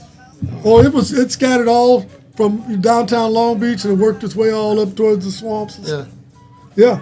And it was messing with them. They was telling them, hey, you're using up too much, because they like to wear the the pants. Like Pomona here. This is them. Pomona from this area here down the Pomona. Back in South Pomona was a little river bend, and we used to go down there and we used to go watch the little Chestnut Plains of Land. And we were kids running bikes, and it was like a little river bend before they put the 71. Yeah, because I used to go up to San Dimas when I got my first property there in the late 60s, early 60s, mid 60s, about 67, 68. And up there at the lake up there wasn't nothing around that. And I'd go up there. And, Pudding Stone. Yeah, Pudding Stone. Pudding Stone's the name of it. Yeah. So I'd go up there. Wow. So, I just want to give that part. So when people listen to our music, you're going to hear all kinds of stuff coming from us because we are a multicultural melting pot. I do hear a lot of stuff coming out of all the different cuts that you guys have. Not just the hits, but I mean, even the underground ones, the ones that they don't play on commercial radio and stuff, man. The ones that Angel Baby plays on his radio show. All right. And check them out. What time do we play on Angel Baby? What time do you play on Friday nights? We got 3 different shows. We got Fridays 6 to 9 p.m. We're all the way live, 106.5 FM. Radio Aslan overnight, so Friday night, Saturday morning, 88.3 FM, and Sundays out in Tucson, 1 to 2 and p.m., you miss out 1 on to 3 p.m. You miss out on 2. What about Sunday night? Sunday night. Sunday afternoon. Sunday afternoon. Sitting Tucson, in the Arizona, park. baby bubba. Sitting there, waiting for my yaya. I hear you. What up, sugar mama? Hey. Get me excited, man. Get me excited up in here. Got Harold Brown up in here, baby bubba. The originator right here. Well, man. one of us. It wasn't, see, that's the one whole of the thing. originators, yes. Yeah, yes. because see, that was the whole key to our music. Have you ever heard of the terminology, stone soup? Stone soup. Yeah. No. It's a Chinese proverb where everybody come and get a big pot. And they started boiling it, Okay. the water. And everybody brings something and drop it in the pot. Okay. So you might bring some carrots. You might bring some clams. You might bring some chitlins. Okay. Whatever. Almost like gumbo. Yeah, right. Yeah, gumbo. That's what I was thinking that's what I was thinking. Okay. And so what everybody did, they would come there and they would put what they like in the pot. Yeah. And then after it was cooked, everybody come and get to share the soup. Stone Cold, that's where it comes from. And that was war, baby bubba. The difference, that is war, baby bubba. Now, here's the big controversy that's going on. And I have to bring it up. Now, there's a war. There's another group called War and a group called LOWRIDER Band. That's you. What made the separation of that? What was that about? I think at certain points, because we, different guys. I know when BB took a sabbatical. That's him. That's BB Dickerson. Right. Morris Dwayne Dickerson. One thing about it, Howard is his uncle, Howard Scott.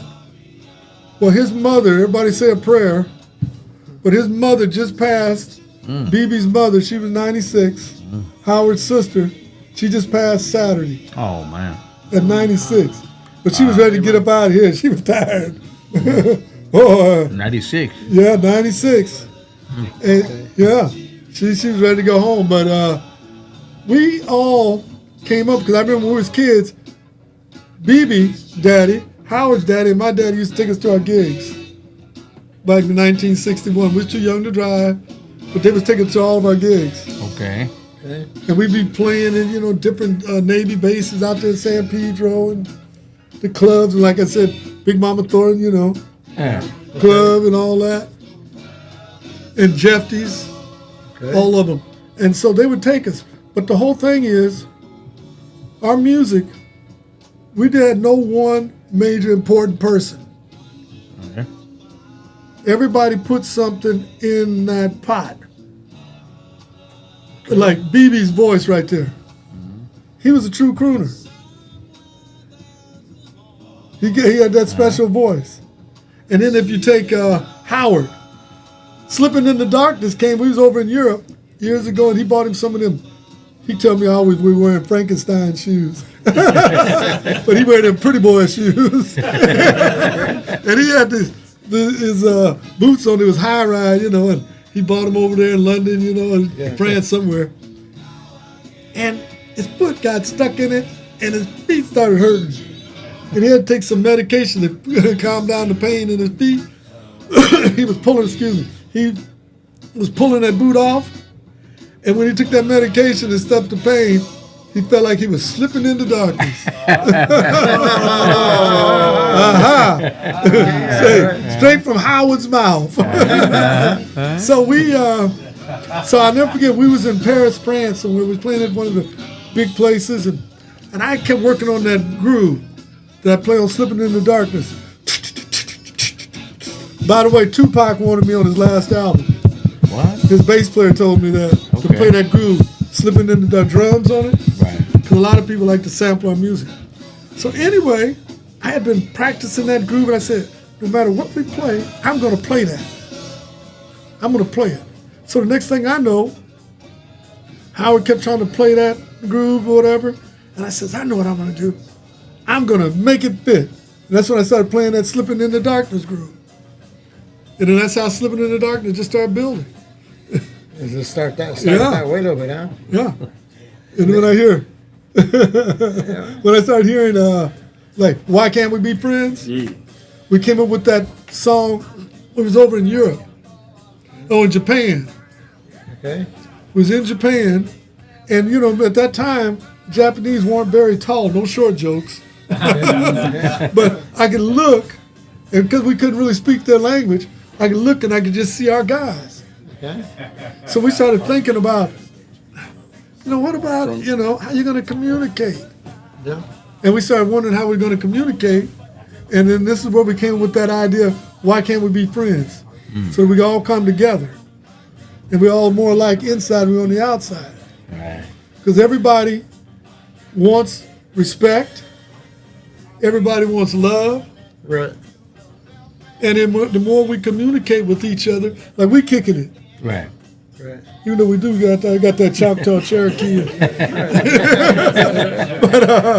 But we're more like inside than we're on the outside. Right. And that's what we got to get the world to do.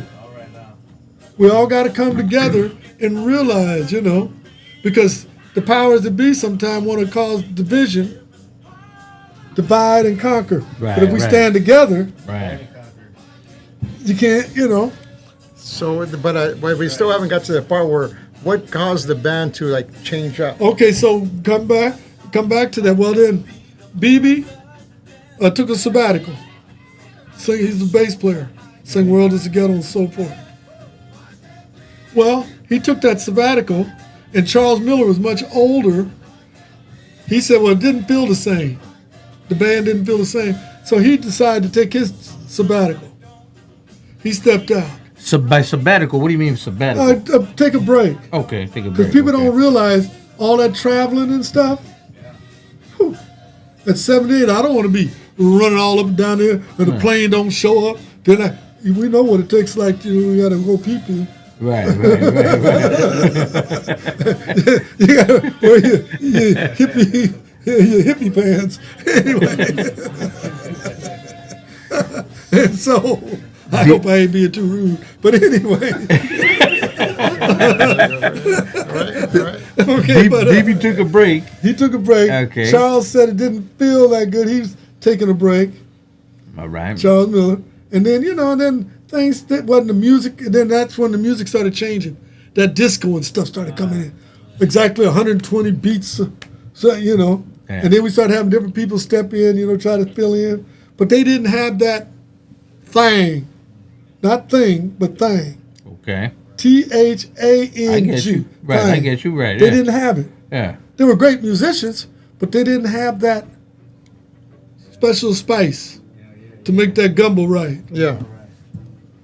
And so that happened. We kind of like, and then I had turned down a full scholarship to Valparaiso University in 1964 from Long Beach Poly. Because I was one of the top distance runners in in California. I ran with Gregory Peck's son, Tommy Peck. Yeah, he went to a place. Got more to come. So when you say we said the music wasn't right, the music wasn't playing right, or it wasn't sounding the same, he took a break. Yeah, we took a break. That's when I had turned down the full scholarship to Valparaiso in '64. So I kind of stepped back. I said, okay, take a breather. And then I had moved on down to New Orleans. Okay. And I got in there, and I started playing music down there, and I revamped. And I learned certain rhythms and stuff and the history behind the music. Okay, so as I got down there, that's why I know Alan Toussaint, I know the Neville Brothers, I know all of them, they know me. And so, and that's where me and Andre, my nephew over there back there, you can see him yeah, I met him down there, and one day I'll never forget, I was setting up playing. Is there a chair, Andre? You want a chair over there? There's a chair over there. Give him that chair. You can get it. There. Bring him in. Oh yeah, Tank. He's one of my favorites too. He didn't come all through that stuff, and he got a job and going to school. All right. He got a job and going to school. So, we started, I started saying, well, okay, and this is how God worked and how the butterfly effect. Okay. All of a sudden, I started saying, you know what? Why don't I go to school? And that's when I started, going to school there in New Orleans, and I started studying architecture, geology, all the history. And that's when I started realizing things. I said, wait a minute. Okay, I understand more about this music and what came in. Because all of a sudden here I'm playing with these, musicians down there and doing Latin and everything, Yes. Yes. Yeah. So I got in there and I started going to school and I studied sound physics, electronic music. And then IBM sent me to school and I studied thermomodular nuclear computers in 1983. And it's kept going. Thermomodular nuclear computers. 1983. What does that even mean? Well, let's talk our language. I'll drink to that. Yeah, I did my Right? thermomodular nuclear computers. Okay, that sounds good, but let's talk about but that's the thing. let's talk Frank's hat language. But look at what IBM told me when they sent me to college. IBM said they found the best programmers were musicians and accountants. Oh, wow. Okay. That's what IBM told All right. me. Because they're the ones, because of the way our minds think, outside the box. IBM key punch. Yeah. Well, you did it, huh? Yeah. Okay, so you know what I'm talking about. Yeah, so I got in there. Yeah. So that's why then I came out, and that's when I started working on certain things to try to create our music, use a different talent that God is putting in me, how to use it. Right. And then I started understanding more, and because I started studying music theory, I could actually write sheet music. There's a song we did called Caribbean Love Song. Okay. You can find it, Lee Oscar, Caribbean Love Song. I know which one. Yeah, you know what I'm I saying? know which one, yeah. I wrote about 90% of the music. I wrote the sheet music. Really, yeah. And I walk into the studio and give it to people, and they say, "You wrote this?" Yeah, I'm just the drummer. Get a drummer song. And so we started, it enhanced. And right now we've got a lot of songs. Lee Oscar, we've been writing more. Well, that's not it. No. Is that it? Caribbean Love Song? Yeah, Caribbean Love Song. Lee Oscar. Lee Oscar. So how does this other band get started? Oh, no, which one? There's Lee right there. The Oscars, then. He has a beautiful, Lee does paintings and stuff. Okay. Those are his masterpiece. He be down in there, and him and I be down there. He called me today. I be down there where he be doing it. He's gonna go over and kick back, and then Howard Scott. We've all advanced ourselves. You know, we took this time. You know, because there it is, Caribbean love song. Took the time to evolve more. Yeah. Right. Right. And this was after you guys recorded these hits and performed these hits, correct? Right? Yeah. Wow. This is the type of stuff we write now. And then Howard is writing more stuff. We're writing, you know. That's why I say I have nothing against the guys that are touring this war right now. I have nothing against them. I love them. They're great musicians. They keep our music alive. I just say, why don't y'all write one hit? That's right. Write one hit. Yeah, that's right. Did they come? They came from the same generation as you are, or they come a little bit later? Or? They came later, Okay. you know, and then they grew up in different sectors. See, like where I grew up in Long Beach, we had this one television station, and it's down on Alamedas and Orange. I drove by there yesterday, and it was before race music. They would play. Alameda where? Alameda runs a long way. I went to Firestone and Long Beach. Yeah, but I'm talking about if you go down there, Orange Avenue. Yeah, I know Orange And, Avenue. okay, and Alamedas. Yeah. And it go right there by 7th Street, where St. Anthony is. I think so. Yeah, that school and all that. Yeah. Well, there's a I know building. there was Firestone. That was going that way, Alameda, go straight down. Yeah, I'm talking Long Beach, though. Down beyond Long. That's Firestone. Then you keep on going Alameda and you go out and you hit Long Alamedas. Beach. Alameda. So okay. Right. And then you go there, and the building is still there. When I was a kid, that's where There's another one in here. Yeah, there was a Big Mama. That's where they had all the, what was his name? I can't think of his name. I haven't seen him on. But anyway, it was before race music. They played everything. Okay. They played Fats Domino, Johnny Cash, Bo Diddley, everybody. Everybody. Yeah. And I was hearing a plethora of music. I wasn't just hearing one type. Yeah. Right there. And it was a Texas Tiny, was the DJ. He'd be spinning them records and had that tower, you know, and I'd lay up in bed, and I was about 7, and then the Spirit came to me and says, Harold, you're sitting here fantasizing. If you get up and go spend an hour to 2 hours a day chasing your dream, you'll become that. And that's when I just started going, and then when people started offering me, yeah.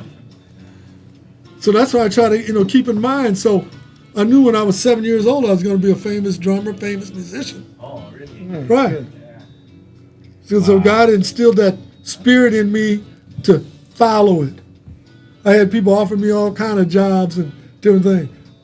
I mean, Papa D used to look at me and say, Harold, what kind of money? How do you afford a house like this and stuff before we was ever war and stuff? And I was much younger than him. I was about his daughter's age. Forgive me, Papa D. You crashed across. No. It was nothing like that. Nothing like that. We just took kind of a liking to each The other. lights might go off. We just took a liking. I like that. We just kind of took a liking to each other. I like that. I'm going to use that. We gotta remember that. We just took a kind of liking Yeah, to so each other. Take a footnote. Yeah, I can dig that. I wasn't getting in no more trouble with Papa D. Yeah, because I had enough dandruff in my hair. Whoops. You got dandruff in your hair. But we, excuse me. So we just kept following it. And then next thing I knew, like I said, I was down to my last $7. Howard came out the Army, was getting ready just the tail end of the Vietnam War and so forth, and decided to chase my dreams with that $7 and gas 28 cents. Yeah. And if we hadn't have taken that step, if I hadn't have listened, there never would have been no war. Because this is what happened. So I started driving down Sunset. I'm looking for Marshall Lieb. You can still Google him. Marshall Lieb Scott. He produced the great, What the World Needs Now and stuff and so forth. Okay. So I said, I wonder what. I didn't quit.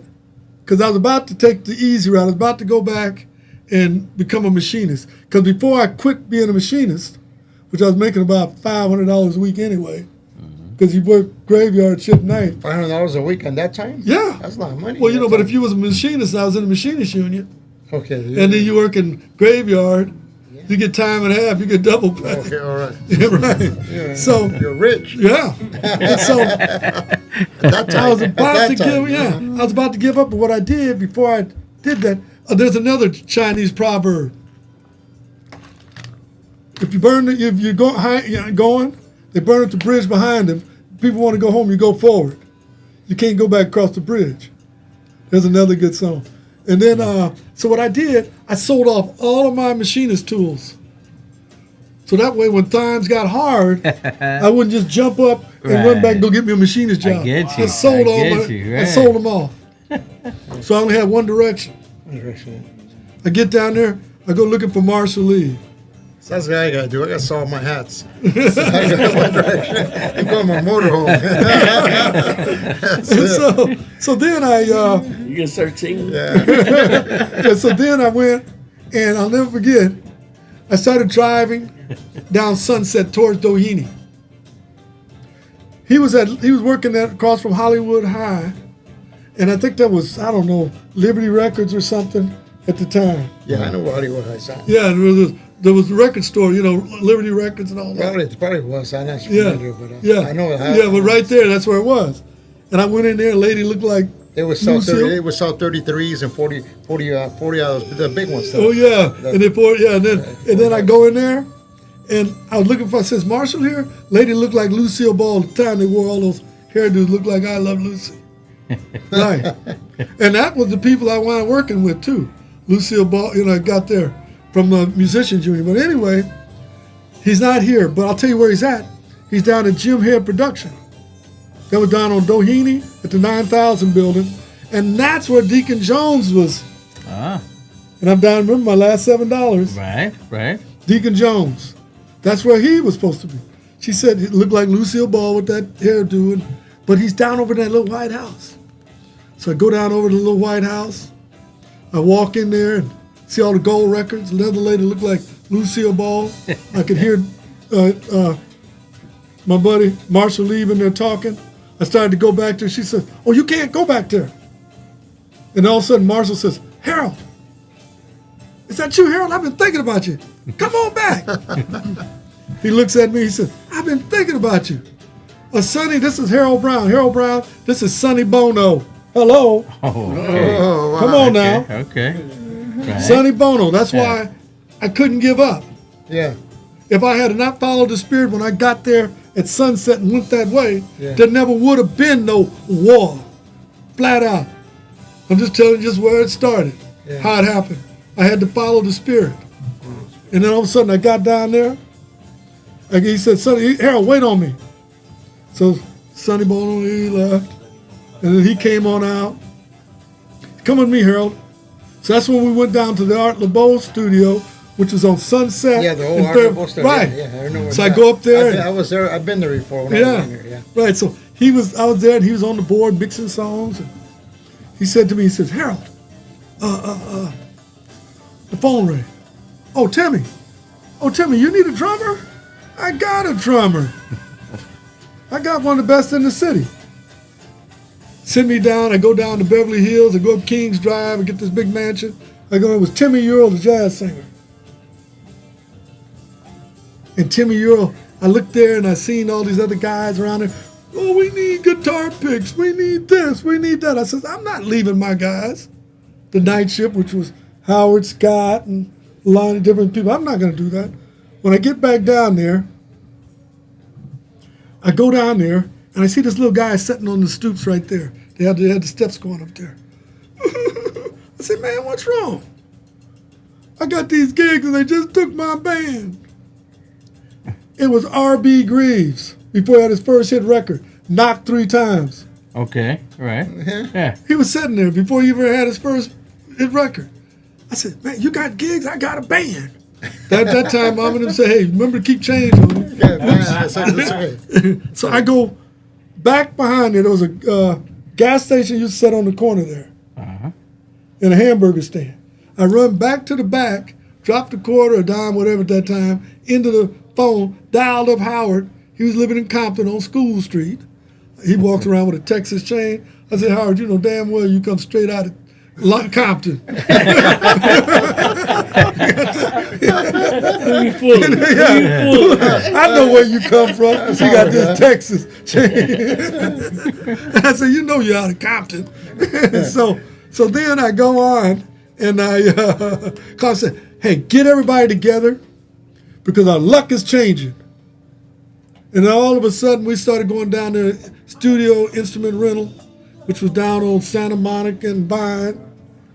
We started rehearsing. What studio was it? Studio Instrument Rental. It's right down the street from Crystal Records where we recorded. Yeah, that's right around the corner. Okay, in Santa Monica. All right.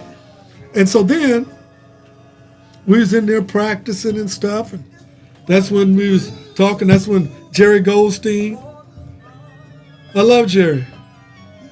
I call him JG. And Steve Gold. He came and lived with me down in New Orleans. He was our manager. Yeah. Yeah. He taught me one thing, Harold, don't think short-term greed, think long-term. Make your money stretch. So anyway, we're there rehearsing. And I was trying to put it together. And at that time, I had a couple of guys. One guy, Jay Contrelli, he played with the group Love. Jay Contrelli, the group Love. What songs did they play? What songs they play? Love. You have to look at, but he played with a lot of, he had hits. But Jay Contrelli, he was in the, down there. And so then what I did, I said, a guy had Jay Contrelli, and BB was in Hawaii at the time. And then I had Peter Rosen on bass. And he said to me, Harold, I got a friend of mine, I know him, and his name is Eric Burton. He's going to come see us one night. I said, okay, yeah, right. So we in there rehearsing and stuff, and that's when we hooked up with Jerry Goldstein. And then I was trying to get these different horn players, together. And as we started walking out of there was my big brother, Charles W. Miller, that sang Lowrider. He was walking, I said, Charles, you're just who I need. Because, see, Charles had the gifts of, he was a Long Beach Poly. He was an athlete. He was a football player, track star. Right.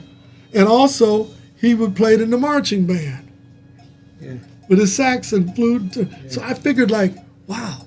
And then Lee Oscar, then Charles Miller can help do the horn lines and stuff with Lee Oscar. And that's when the beginning of our sound. Like that. So we're in there playing, and boom. So then we went on and we started doing our gigs and stuff with Deacon Jones. And then we was up at the Ragdoll playing. And that was probably, at the Ragdoll, we must have been probably about May or so. No, excuse me. May, April, maybe March of 1969 at the Ragdoll. And that's when Eric Burton walked in, and I seen the little guy, Lee Oscar. Can I jam with you? I said, come on up. He had his hair like that. He came on up, and he got up there, and we started playing, and that's when we brought the house down. He was a house band, huh? Oh, yeah, we took it down, and that was and Deacon Jones didn't have the heart. Is that when you guys created War, or you created still the night shift? We were still the night shift. Night shift, okay. And then we come off, and we tore the house down. Everybody standing on the tables and clapping, and they came backstage. We was giving, our brothers were doing pow, pow, pow. And then all of a sudden, that's when Jerry Goldstein come back there, JG. He comes back, and he says, you guys are really a good band. Then we started talking about hooking up. And then let's start listening. And then we started meeting up over by, what is that up there? Where all the hippies live, back up in the hills there. We go up anyway, back up in the hippies. And then we got up there, and the next thing I know, that's not me, is it? No, it's not. Oh. I thought that was me ringing. So anyway, we got there. That's when I first met Eric Burton. When we went over there in the canyon.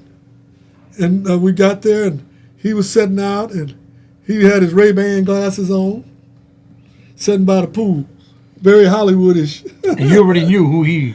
Well, who he not was. really. I didn't quite know. Okay. I just kind of know. I knew him from Sky Pilot Okay. and stuff from the music. 'Cause when I'd be in the machine shops working, they'd have the radios blasted, and we'd come across the radio. And then all of a sudden, we started talking and stuff. We got together, and then first thing Eric had us do, he started having us sit down and to listen to a lot of music together. We did that for about, I don't know, a week, 2 weeks. Then we started rehearsing.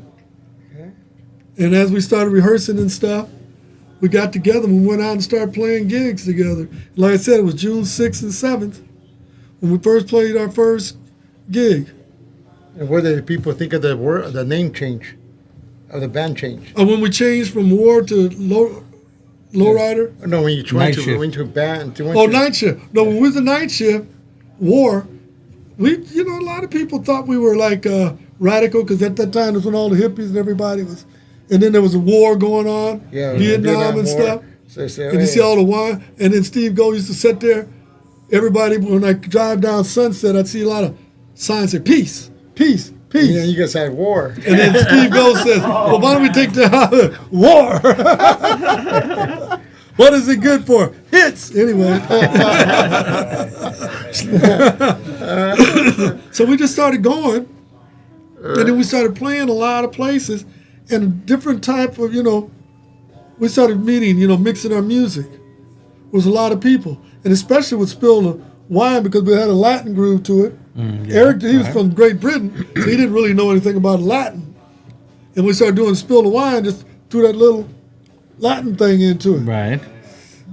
And then as we started going, Spill the wine. yeah, we started playing that Spill the Wine, and we did that. Well, the very first LP was Eric Burton Declares War. Right. Right? So that's what put the stamp, right? Eric Burton Declares War. And then we had in a time of peace. Yeah. Eric Burton declares war. Eric Burton from the Animals finds you guys night shift and declares war during a time of peace. Right? Yeah, that was 4 of you. In November, Peter Rose in February. Through the songwriters. November, right? February. Eric Burton Declares War. That album, our first album, and that was released 1970 on MGM Records. It went vinyl. It didn't go gold. That's our joke, did it? It went vinyl. And then October 1970, our second album, Black Man's Burden. Okay. MGM. It had black on black in black, painted black. That was a good one. Laurel and Hardy, Patel, and just different Blackbird. Did that one go vinyl also? Yeah, pretty much vinyl. Yeah. A Beautiful Newborn Child, Nights in White Satin. We started playing different things. And then November 70, and then in 1970, Eric Burton leaves War. We was in Europe, and he came to my room. We were staying there. We was up in London. I forget, we was up one of the beach towns. Okay. And he came to me, he said, Harold, I'm burnt out. He says, I want to go, I said, well, Eric, you could go. I mean, and we could carry, we had enough of our songs we've been creating as kids that we could carry it on. So we started touring without Eric as War. And at that time, we formed a company called War Productions. Far Out Productions owned 51%, War owned 49% of it. And then we worked out domestic distribution agreements. January 7th, 1971. Then we had our music administration agreements between Far Out Music and United Artists Music. And then our first album we did was January 1971, War, United Artists Records. Is that the one with the front? What cover was it? That's the one that I think had the fingers on it. You see the different color. Yeah. That one right there. Right? On the side. Yeah. That was the first cover? Yeah. That was the first cover of what? Yeah. And that was showing Peter Rose in the left hand and Moses Wheelock over there. Different nationalities coming together. Okay. All right. Yeah. Right. United Artists, let's see, boom, boom, boom, all day. And then, that was our third. And the one that broke the ice for us, our fourth album, October 1971, All Day Music, United Artists. United Artists, yeah. Yeah, All Day Music. Well, that picture you see of us standing in front of the liquor store, Yeah. that's down on the corner of 21st and Orange. I drive by there at least 3 or 4 times Is it a week. still there? Yeah. Well, it's a synagogue. Now, they got temples right in there. But that's where we shot it. Right there in Long Beach. Wow. And I go by there all the time. I Is come that down off right? of Signal Hill and Wow. I drop down. They need to fix the roads there. I might, hey man, Long Beach, why don't you help us fix the road coming down Ern Street Right. towards 21st? Coming down out of Signal Hill there. You know what I'm talking about. You'll see me. You know where I'm at. You can ask the police. They know exactly where I'm at. We all of them, my friend. Yeah, but see, that's the whole thing. He's starting to stalk you. He's starting to stalk you, so you better fix the road. No, but that's the one thing. When I came out, I'll never forget. Moved back to Long Beach. I'm about a block from the ocean. And I looked at this young black man was sitting out in the front, and they locked themselves out of their car. And they was trying to get back into the car. And then I said, what? And then there was some police there. And I'd seen these police officers, hey, officers, these young men are locked out their car because I didn't want them to think they were trying to break into it. Well, you know what happened? The police said, hey, we can help you with that. They got out and they carried a bunch of keys. I didn't know that. Yeah. They helped the kids get back in their car. Did they? Yeah. All right. And and I said, wow, I wish I had a videotape that, because I would have said, why can't we be friends? And this is where it should be. So all the police and everybody, one of the guys, he knew who I was and stuff. And immediately, and I had everybody, we standing right there in our neighborhood, everybody right there on the main street laughing. Yeah. So now right behind you, you're on Soul Train. Yeah. How was that experience? Well, I loved it. Yeah, me and Bob, what was his name? Yeah, him and I were tight. Yeah, we was tight. So There we are. Train. There you go. So that was that's one thing. And Steve Topley was in. He was a Naval SEAL guy, but he was the record man. He would go out and get our records played, and he's the one. Steve Topley, he's an old timer, and he used to go around. He'd go to radio stations, and he was the money man. Okay. The bag man. Little payola going on there, all right? Get the records played. Let's go, I'll never baby. forget Come on. me and Steve Topley, All we right. was somewhere, and I was with him. He said, come on with me, bro. And I was with him, and he put his thing up there, and he opened up his briefcase, and I looked up at it, and he had all that money and stuff and a gun. You're gonna play this record, all right? That was Steve Topley. Okay. All day music. I'm gonna give you so much, and you're gonna play But this you couldn't record, play right? this. But he was he was called the advanced man. And then it was all day music on there. Get Down. That's What Love Will Do. There Must Be a Reason. Nappy Head. Slipping in the Darkness. Was on that. Me and Baby Brother. So that's finally when we went pow, and we took off. So then you go on over. Okay, that's when we start getting into, litigate, lawsuits and stuff. We started going there. And then we had a writer's agreement. But see, because all of us are considered as writers. Yeah. Yeah, because they all put something in the pot. That's right.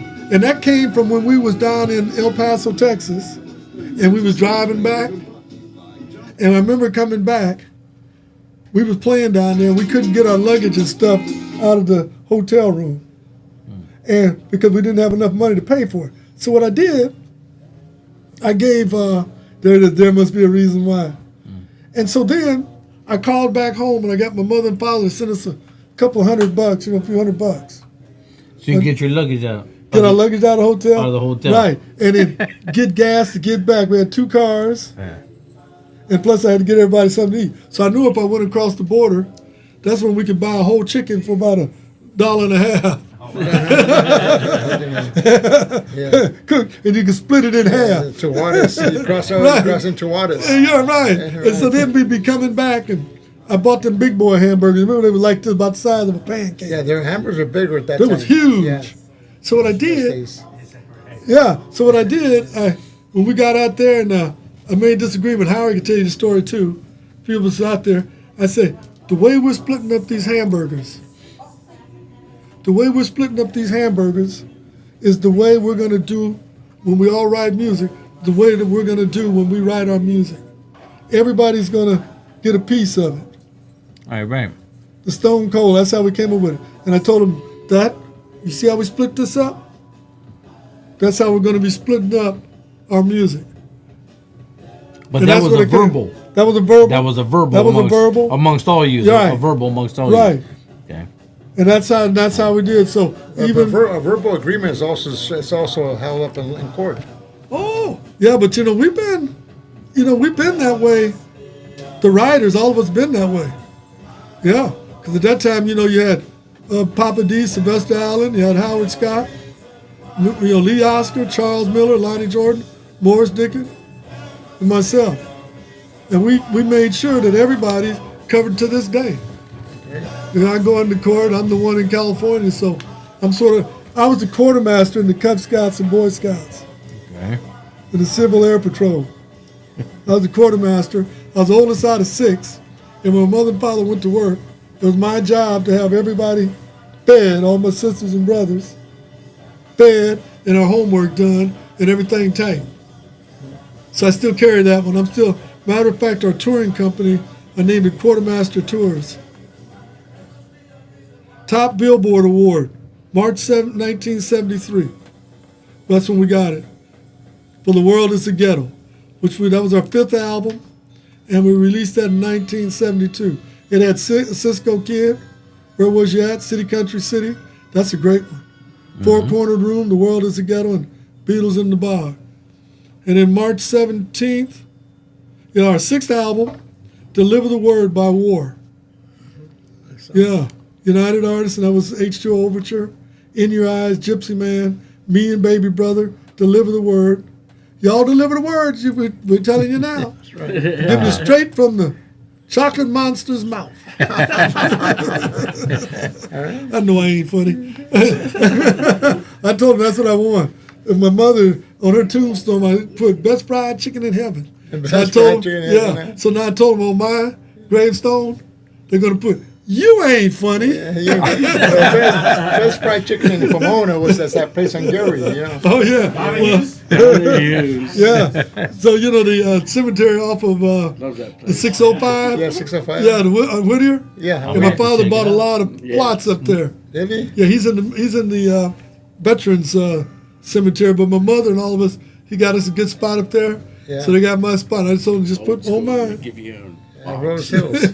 Yeah. Rose Hills. That's the one up at 605. Yeah. The one up in the hills is Right Rose there. Hills. Yeah. Right. get that me.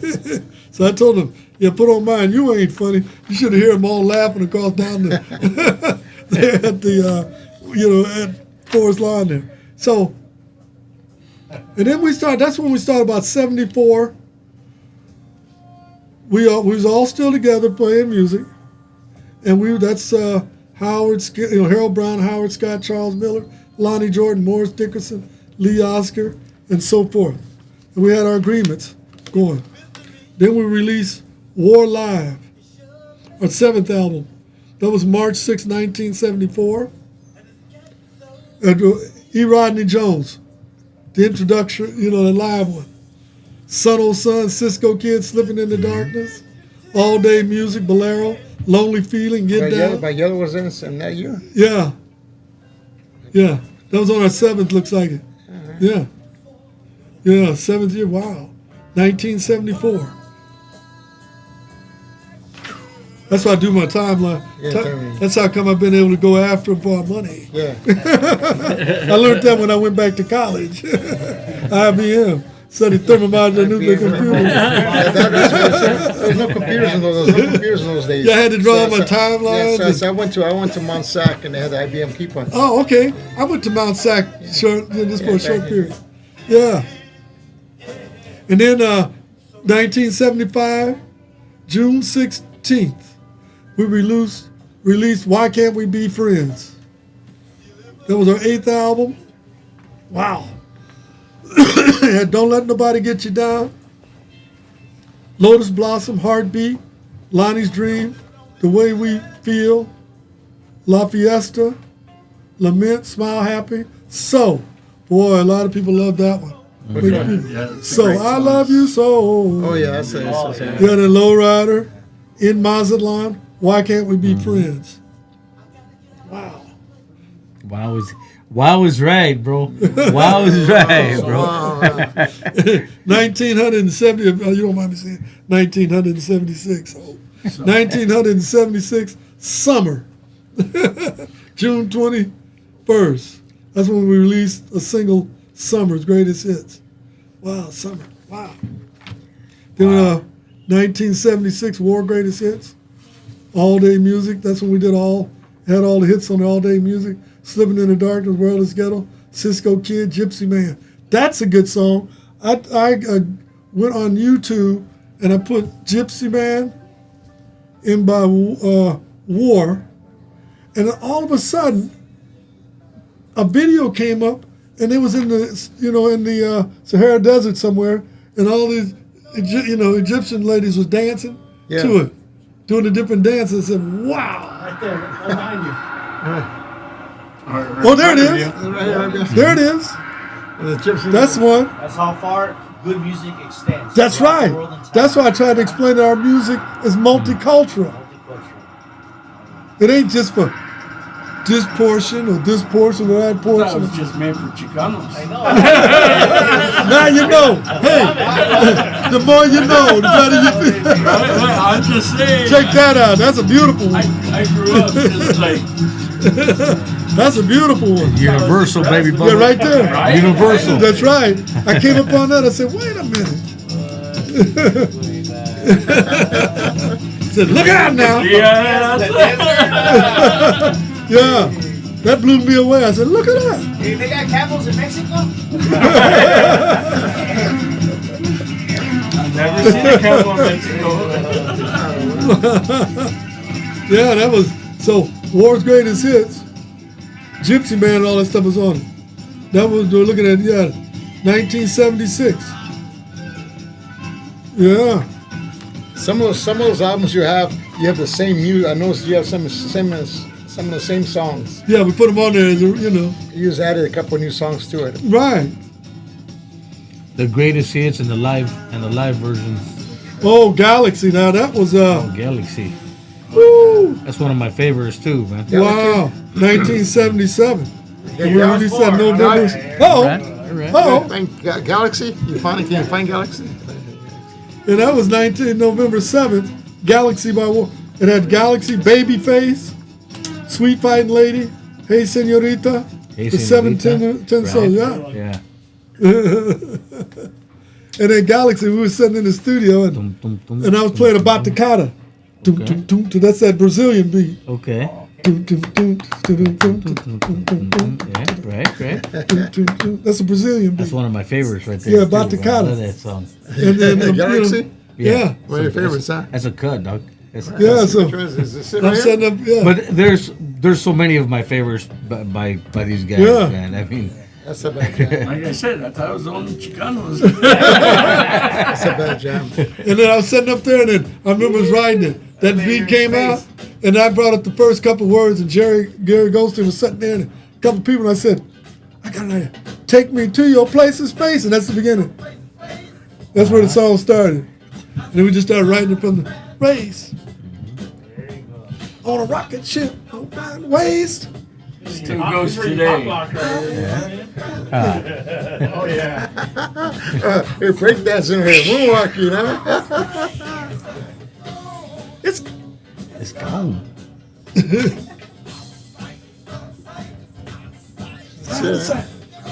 So we did that one.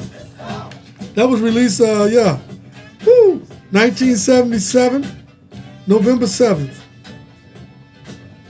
Wow, time is zooming. Then we did our first soundtrack for a movie. This was July 1978, 12th album called Youngblood. And it was a soundtrack. Youngblood sing a happy song. Keep on doing what you're doing. The Kingsman sign, walking to war. This funky music makes me feel good. Junkyard, Super Dude, Youngblood, Sybil, Flying Machine, Searching for Youngblood. Yeah, Youngblood, living in the street.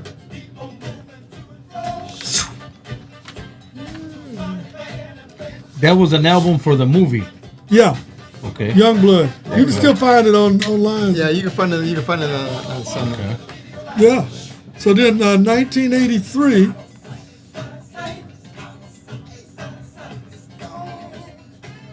this is when things started, things started changing a little bit. This is where it started, because Life is So Strange. I love that one too. Yeah. And it was jam, war Love that music. cut right there too. Yeah. Yeah.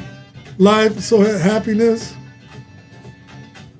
Yeah, because that's when we started disintegrating, when BB started taking, sabbatical and stuff. And then we changed over to RCA Records. Oh yeah, RCA Records. Yeah. Yeah.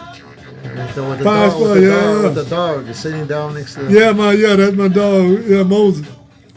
I wonder. Woo! So that's when we kind of started, changing up a little bit. And then went through, a few more changes. And that's when, 1982, we did an album called Outlaw. Outlaw, right? That's where we had Cinco de Mayo on it. Uh-huh. Cinco de Mayo. Yeah, and then Outlaw, The Jungle, Just Because Baby It's Cold Outside. Right. Because that's when we didn't have all the band members in. We had Pat Rizzo, used to play with Frank Sinatra and so forth. And then Charles wasn't around. You Got the Power. That's when we started kind of sneaking off into disco kind of music. I like that one. You Got the Power? Yeah. I play that one. I play that one. I love that. Power. I love that jammy. Yeah. That's a bad jammy right there. Yeah. And then, Turn it up, turn it up, turn Yeah. it up. Whoop. and that's kind of like when I was, yeah. And that was kind of like we started going through, Side to side. legal things, Yeah. And then this is where things really started taking a turn. 1980, June 13th, 1980, Charles W. Miller, untimely death. That's when he was, they never found the person that did it. He was down in Long Beach. He was around a lot of, people he thought was friends. Mm-hmm. They set him up. Art of War, Son 2 say, good merchant does not reveal wares. If you're a diamond salesman, you don't go around wearing a lot of diamonds and Rolex. You can't do that. You be driving fancy cars and stuff. You go back to the hood. You better look around. Before you get off. Oh, yeah. Yeah. And that's when my big brother, Come by Charles. my house, you fancy car and a lot of money. They No. go change. They come by my house. Ooh. You better look around. You better do more than that. You better have a Rottweiler with you. And some of that pepper spray that stick to you. And see, that was when Charles went, because he's like always my big brother. And that's kind of when we kind of started. And that's when they had all the disco, like this was doing it, the 120 beats per second. Yeah, this goes out in the 80s. Yeah. And then, and that's when we did the music band live, Spill the Wine, All Day Music, Slipping in the Darkness, Lowrider, Cisco Kid, Gypsy Man, and more. So that's when all that stuff started. So in 1980, and then I started going through, that's when I started doing the legal stuff. I'll leave that on the hush-hush right now.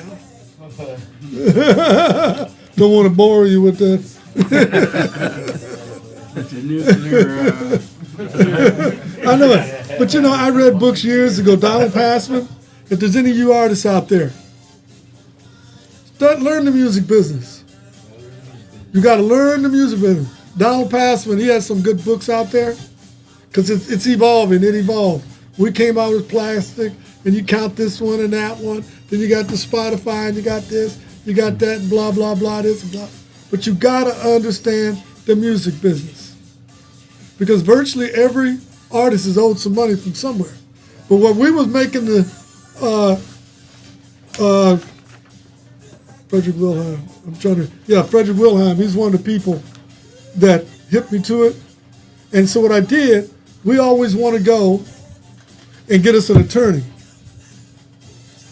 As we say down in Mississippi, or Miss Chippy, Great River, that's how the Natchez Indians call it, Miss Chippy, but the Europeans couldn't say Miss Chippy, they just said the Mississippi, means Great River. So anyway, he told me what we was making a mistake was we'd always going after attorneys, but what you got to do is get you accountants. You need accountants. You got to go get all your source documents. Go back to your very first contracts, agreements, get your source documents. You got to, a big shout out to Fred Walensky. We just lost him.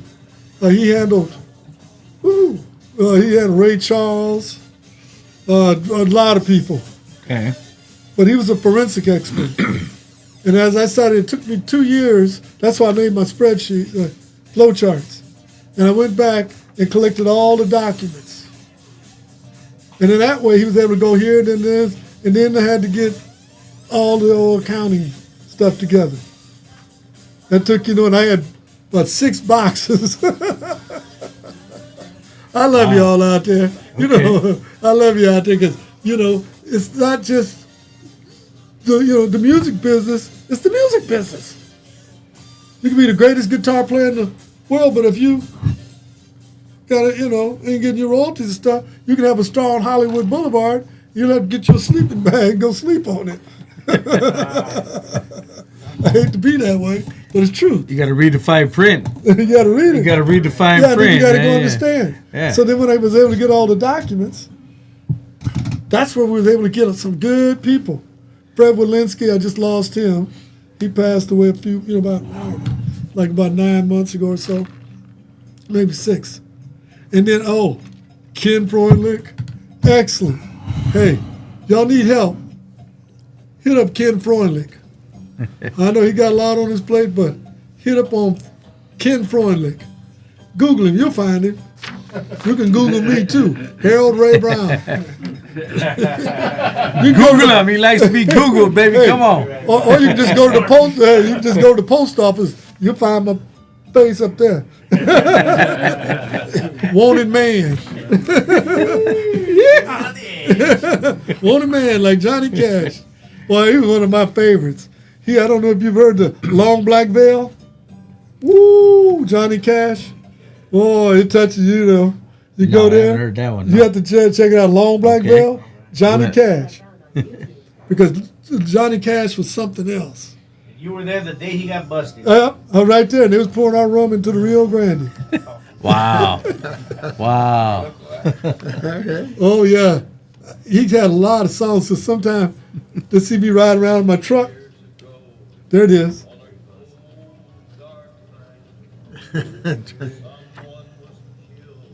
You went to Texas once. Johnny Cash, huh? All right. Yeah, this guy was blamed for a murder he didn't commit.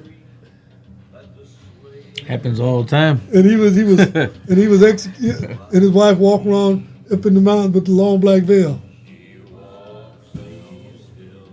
All right, with Johnny Cash, huh? Oh yeah, they see me. I be riding around. You hear that stuff blasting out of my truck. They see it and they say, "Yeah!" I say, "Yeah!" Singing along really loud and shit, huh? Yeah. Nobody knows.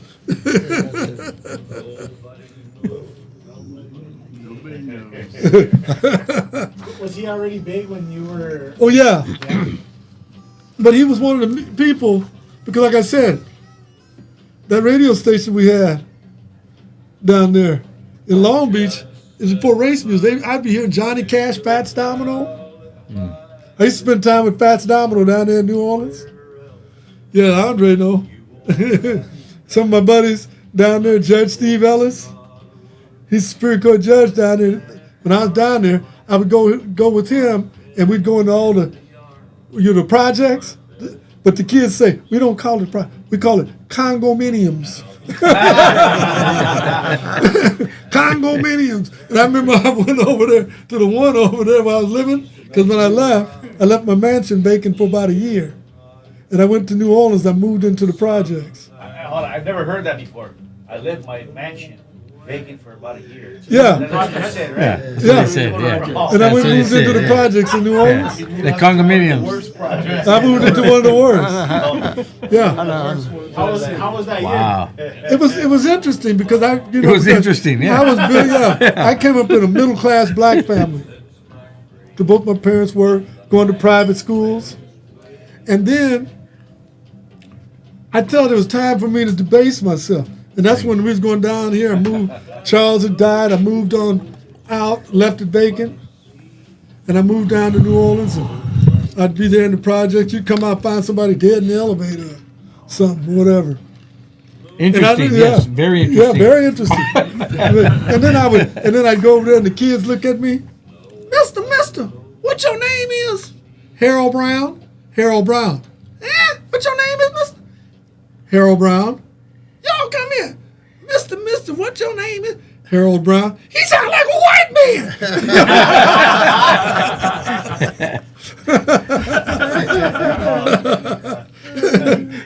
Harold Brown, yeah, Yeah, right. but you know why I speak, you know. Because I grew up in Long Beach and I had everybody around me. I had, Latino, Spanish, Filipinos, Japanese. Now, how would they have pronounced your name down there? Hal? Harold. Yeah, Hal. Okay. Hal. Where you at, Hal? What y'all doing up front this here place for, bro? I've been in German. I would have pronounced your name. In German. Oh, that would be a difficult one. In German? Would have been how? I don't know. They probably just say Harold. All right. Harold C. Brown. And so then, that's when we started dealing with, that's was 79 and stuff. And that's when then Charles had gotten killed because BB was gone and things started going.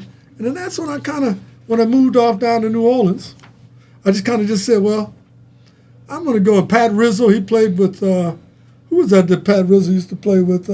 Frank Sinatra. Okay. And he came part of War for a bit. I mean, a lot of great musicians came in there. Even the gentlemen that are traveling now, a big shout out to you. Thank you for keeping our music alive. Thank you. Oh, no. You got no hate from me. But y'all can send me some free tickets. A little something don't hurt. Come on. A little love, huh? A little something don't hurt. Right. Yeah, so we just started going through our mixing stuff. Right here, love this. Because I used to always be down there. So, yeah. This song was out, like, you would see him and all that? Yeah, because I used to cruise around. I still got it. So we got to leave, And then I left the band touring 1984. You left the band. Well, yeah, because, I was down in New Orleans and there was all these other guys, It wasn't the core. My big brother Charles and all, BB, him and I. Because see, BB Dickerson, Morris D. Dickerson, a.k.a. BB, and Howard Scott and myself, our daddies was taking us to our gig. We've been around each other rhythm section since 1961. Wow. So that's why when we went in the studios as a rhythm section, why we were so tight. That's why we were tight, because we've been playing together, all kids, Yes. And we had it. So, we just kind of took off. And then, it goes into a lot of stuff. But there's a lot of good positive stuff coming back. And, with the trademark, the name, I didn't. Yeah. Let me ask you, are you that. guys getting the residuals back from what's going on nowadays? We're doing better than that. Okay. Good. That's very good to hear. Very good to hear. I tell you what, we're doing better than most musicians. Good to hear. We don't have to go out and play this date or that date or play this date or go over there or travel, jump on a plane that might not leave for 2 hours or 3 hours. Right. And I'm trying to find a toilet to get to. Oops. My bad. Shut up. We know how that go, huh? That's good. I know. See, that's why they said they're going to put on my tombstone, you ain't funny. Okay. And so we, the music that we created, and we're very fortunate that, we had people like Jerry Goldstein, our producer at that time, Steve Gold, Steve Topley, and the people that are even working it right now, working it. And they're keeping our music alive. And then I know one thing, if I hadn't went back to school when I did, I wouldn't have known how to hack into Rock and Roll Hall of Fame. Oh. Yes. The lights are going to go Congratulations, by the way. Congratulations. Man. Long overdue, but yeah. Oh, they got my phone number. They still contact us and stuff. And then, and the president called me twice. That's why I got that number start with 504. I've had it for about 47 years. And it ain't changed. And you can't text it. You got to dial it. Down. Put a quarter in the phone machine. Yeah, you got to go there. Yeah. So, we really, because like the gentlemen that are playing right now with Lonnie, those are great musicians. And then that harmonica player, we just seen, hang out and stuff. That's the guys that are playing right now. The question is war. what? There was a harmonica player, Tex. We had him here today. Oh, Tex Nakamoto? But the Tex Lowrider is band tight. Him and I. He lives over in San Pedro. The song called 9 to 5. Yeah. Tex. Yeah, he comes over and I see him with Lee, with his harmonicas. Yeah. And we, go out to the, where they be selling them and stuff. And when they have that big, that music convention with the instruments. Yeah. I go out there and Tex will be there. And, Tex is great. He is great. I like Tex. He is super. How about this one? Ooh. How about this one? Ooh. Angel Baby plays this one too on his radio show. Thank you. I don't play. I play them all. I don't play. I play them all, man. I play all. Showtime. I play them all. And not only do I play them all, my listeners call in and request. Oh. Not just you guys' hits. I got a shout out all Daniel the beautiful Meza. music that you guys have made. Daniel Meza shot this video. He made this Daniel Meza. And they asked me and I played. Let's go. Bang. That was up. What was that? That was up in San Francisco. San Francisco, huh? Yeah. Yeah. And then Meza. What is that? Foot Production? Foot Production. Daniel Meza. Hey, Daniel. He's the one that put that videos together. That's a beautiful cut right there too, baby. Come on. And the way he shot it. And then all that film we got in the vaults. That's why I want to, before the Lord called me, I'd sure like to go out and put that documentary together. Howard Hughes vault. That's history. What's that? Howard Hughes' vault. You have no access to it, huh? Oh, I got access to it. You have access to it?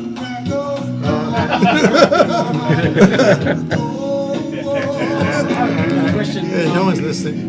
How you guys are lowrider band?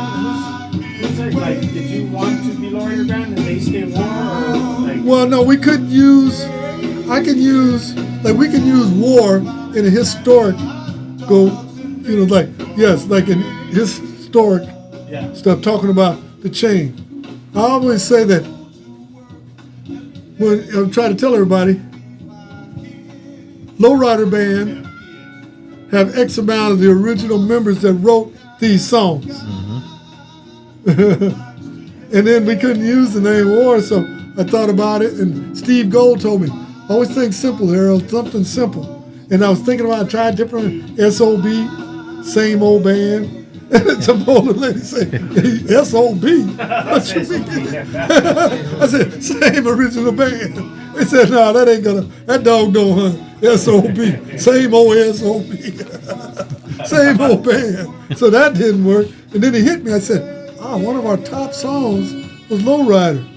So I went out and I trademarked the name Lowrider Band to Quartermaster Tours. And because I was a computer geek, I went out and I studied trademarks and stuff. And I got it. And that's how lowrider hats and stuff, we kind of bumped in the beginning. Kind of hooked up. I see you had your lowrider hats, and stuff. And I started putting all that together. And it wasn't for merchandise. Mine was for music. Yeah. That was for us. We're doing music. Right. So it was, cool that way.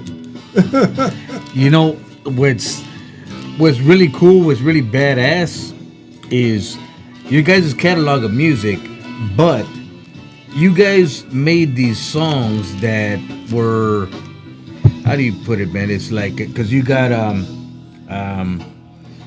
Lowrider, which is the lowriding community, you know what I mean? It's right. And then you got, of course, Cinco de Mayo, right? Which you guys, so you guys got these songs, and you got Summer, which is the summer fucking song, and all day music. I mean, you know what I mean? You guys got these, but I mean those ones like themes. They're themes because you got a theme like summer, right? Which is every year summer comes exactly. along. We got to put the needle on that record, exactly. Cinco de Mayo, of course, right. Of course, everywhere that's the cut that you hear all the time. That's right. Lowrider, of course, all day, all throughout the year. The world is a ghetto. Word of the ghetto. You know what I mean? Why can't we be friends? Why can't we be friends? Cut it out. Why can't we be friends was the first song beamed in outer space. Yeah, when the Russians and the Americans hooked up Soyuz, they played Why Can't We Be Friends? Yeah. The Russians played it, huh?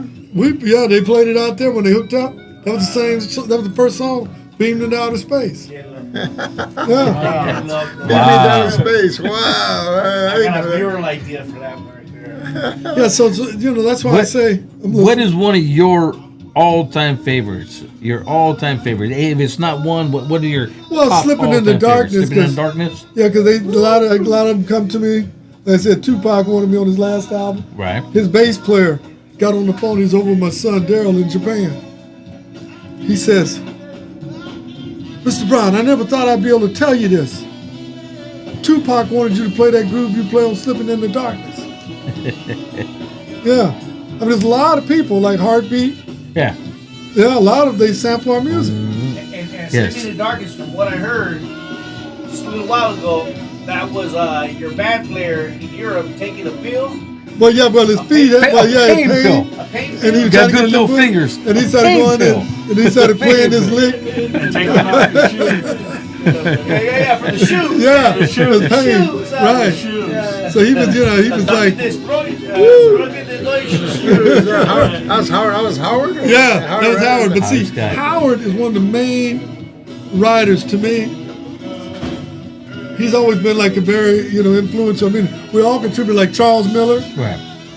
with the Lowrider and Lee Oscar. And he started playing that European different tonage, he puts in that. And then you put a little pepper of this in there and pepper that. I mean, we're whew.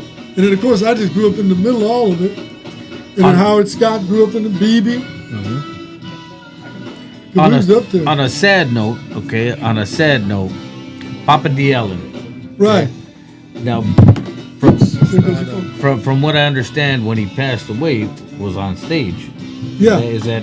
That's what happened to him. I wasn't, there because I had already left the band. I was going to school. Okay. Because I just saw, I wasn't in that state of mind to just be out there going from here to there to pay the rent. That just gets rugged. Right? Yeah. And I was pacing myself. So I took that opportunity, and I'd get little jobs and stuff. Matter of fact, down in New Orleans, when I left my mansion, he's looking. Oh, yeah. Oh, that's one. Yeah, that's a good one. That's one of the videos I put together. Yeah, because when I went back to school, I got used to pairing stuff together and so forth. So, but by going back to school, it gave me a break, and it pushed up me, a little further in life. And if I studied like QuickBooks, Quicken. Matter of fact, I'll tell you a story over here. Off of 10, there's that where the IRS office where they do all your tax make sure all your tax stuff is right. The IRS? Off of 10, yeah. Okay. It's right off of 10. You know what? Yeah. But it's right off of 10, and it sets, when you come going west, it sits on the left-hand side. But anyway, I had to go in and they wanted to do a tax examination on me. Tax examination. Yeah, tax examination. Right, okay. The quartermaster. Yeah. And I walked in. I walked in with my personal and the band stuff. I walked it in and put it on the table, in there. And the tax examiner looked at it and says, "Wow, you're one of the first artists came and had all your stuff together." They thought they had me for thousands of dollars, but it wasn't but about $800 or something. All right. That's how I'll pay you my next royalty check. That's why they call me the quartermaster. So that's what's important. You touring musicians and stuff. Keep your information together. QuickBooks is a good tool to use, and in Quicken is a lot easier. But see, you want to keep track of your mileage, because you can deduct. Mileage. That's right. You can write off your mileage, or like I bought, I bought us, lunch and dinner when we our dinner. I said, let me take the check. That's a tax write-off. Okay. I've heard about all that. Yeah. I've heard about and that. It's important having that stuff. And your clothes, if it's stage clothes, or like if I'm buying more software to make these videos. Okay. Or if I'm buying software to create music, that's a tax write-off. Of course. And see, and that's the thing that the most of us, we don't understand. Well, I understand it because I have a business. I have a hat business. Everything's a write-off for me. Oh, you got the hat business. I like your hoopty out there. I'm not wearing it. Music. Did you start like really getting serious about like, okay, I got to start checking on. Well, I was always the virtual person that always had to make sure we got to the gigs when we were kids. Okay. And had to call home to get money to get our bags out the hotel. We have the Boy Scouts to thank for that. Oh, yeah. And my buddy that was in the Boy Scouts with me, Bill Shibley, represented Bill Shibley. Oh, okay. George W. Shibley that represented all the Latinos. He's the one. Got me. And he was in the Cub Scouts and Boy Scouts. And both of us was in there. Cub Scouts, Boy Scouts, Civil Air Patrol. And I just seen him Saturday. He always do remind me though. I cried when my mommy left me at kindergarten, my first year there, and I peed on myself. At Burnett Elementary School. You heard it here first on the Chicanos Podcast. Okay? Oh, you can clip that out. No, we're leaving that in. Harold, I ain't gonna lie. let's the book that you have out right now. Okay, Slipping Out of Darkness. Oh yeah.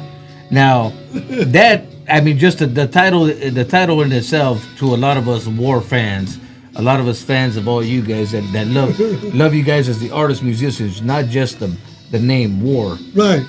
Slipping Out of Darkness. That's tells it right there, right? Oh yeah. There's everything you're telling us right here is probably very heavy in depth. Well, I'm on another one too. I got another buddy of mine. You got a part another 2 one, coming. You got a part 2 coming. Yeah, but this is another one. He wrote a couple of books. I can't think of the name of that book.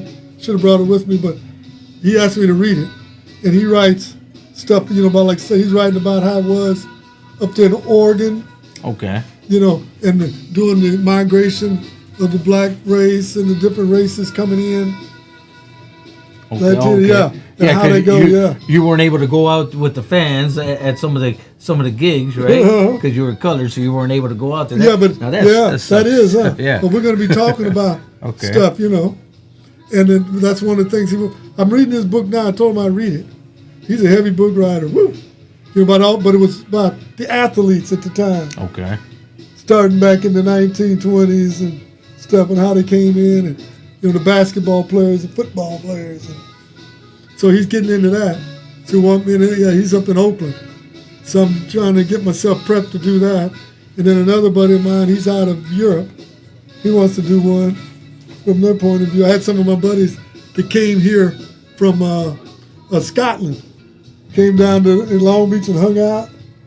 Yeah, it was good kicking with him. Because he said we were the first band he heard up in Scotland. So he came here and we took us all, we went all out and hung out. How were the fans over there when you guys? Oh, they loved us. When we left Eric, we was touring as War. Matter of fact, a lot of people don't realize this in reading this other book I'm reading. It's that back in the early 1900s. 1900s? Yeah. Wait, yeah, was that dinosaur still? Roaming Oh no, he was still walking around. No, he was over here. He's a lot younger than he appears to be right here, right? Oh well, that was way back for George Washington. But the thing is, I used to wonder, because when we started touring, and especially down in certain parts of the South, we couldn't mix with the audience. We had to stay back in our dressing rooms and so forth. But that's why a lot of black musicians toured Europe. The blues guys and stuff. Jimi Hendrix. Yeah, Jimi Hendrix or the old blues players or the sax players. Is that where the Beatles got the music? Yeah, they started hearing. I'm sure they did. Yeah. But then, but that's where a lot of the old blues guys were touring in Europe, and that's why you see a lot of them over there in France and Germany. All over in there. In England. And I need to go over there. Oh, you need to go check it out. And start singing, huh? Oh yeah, I got my oldest son. He's almost as old as I am, but he just had his first child.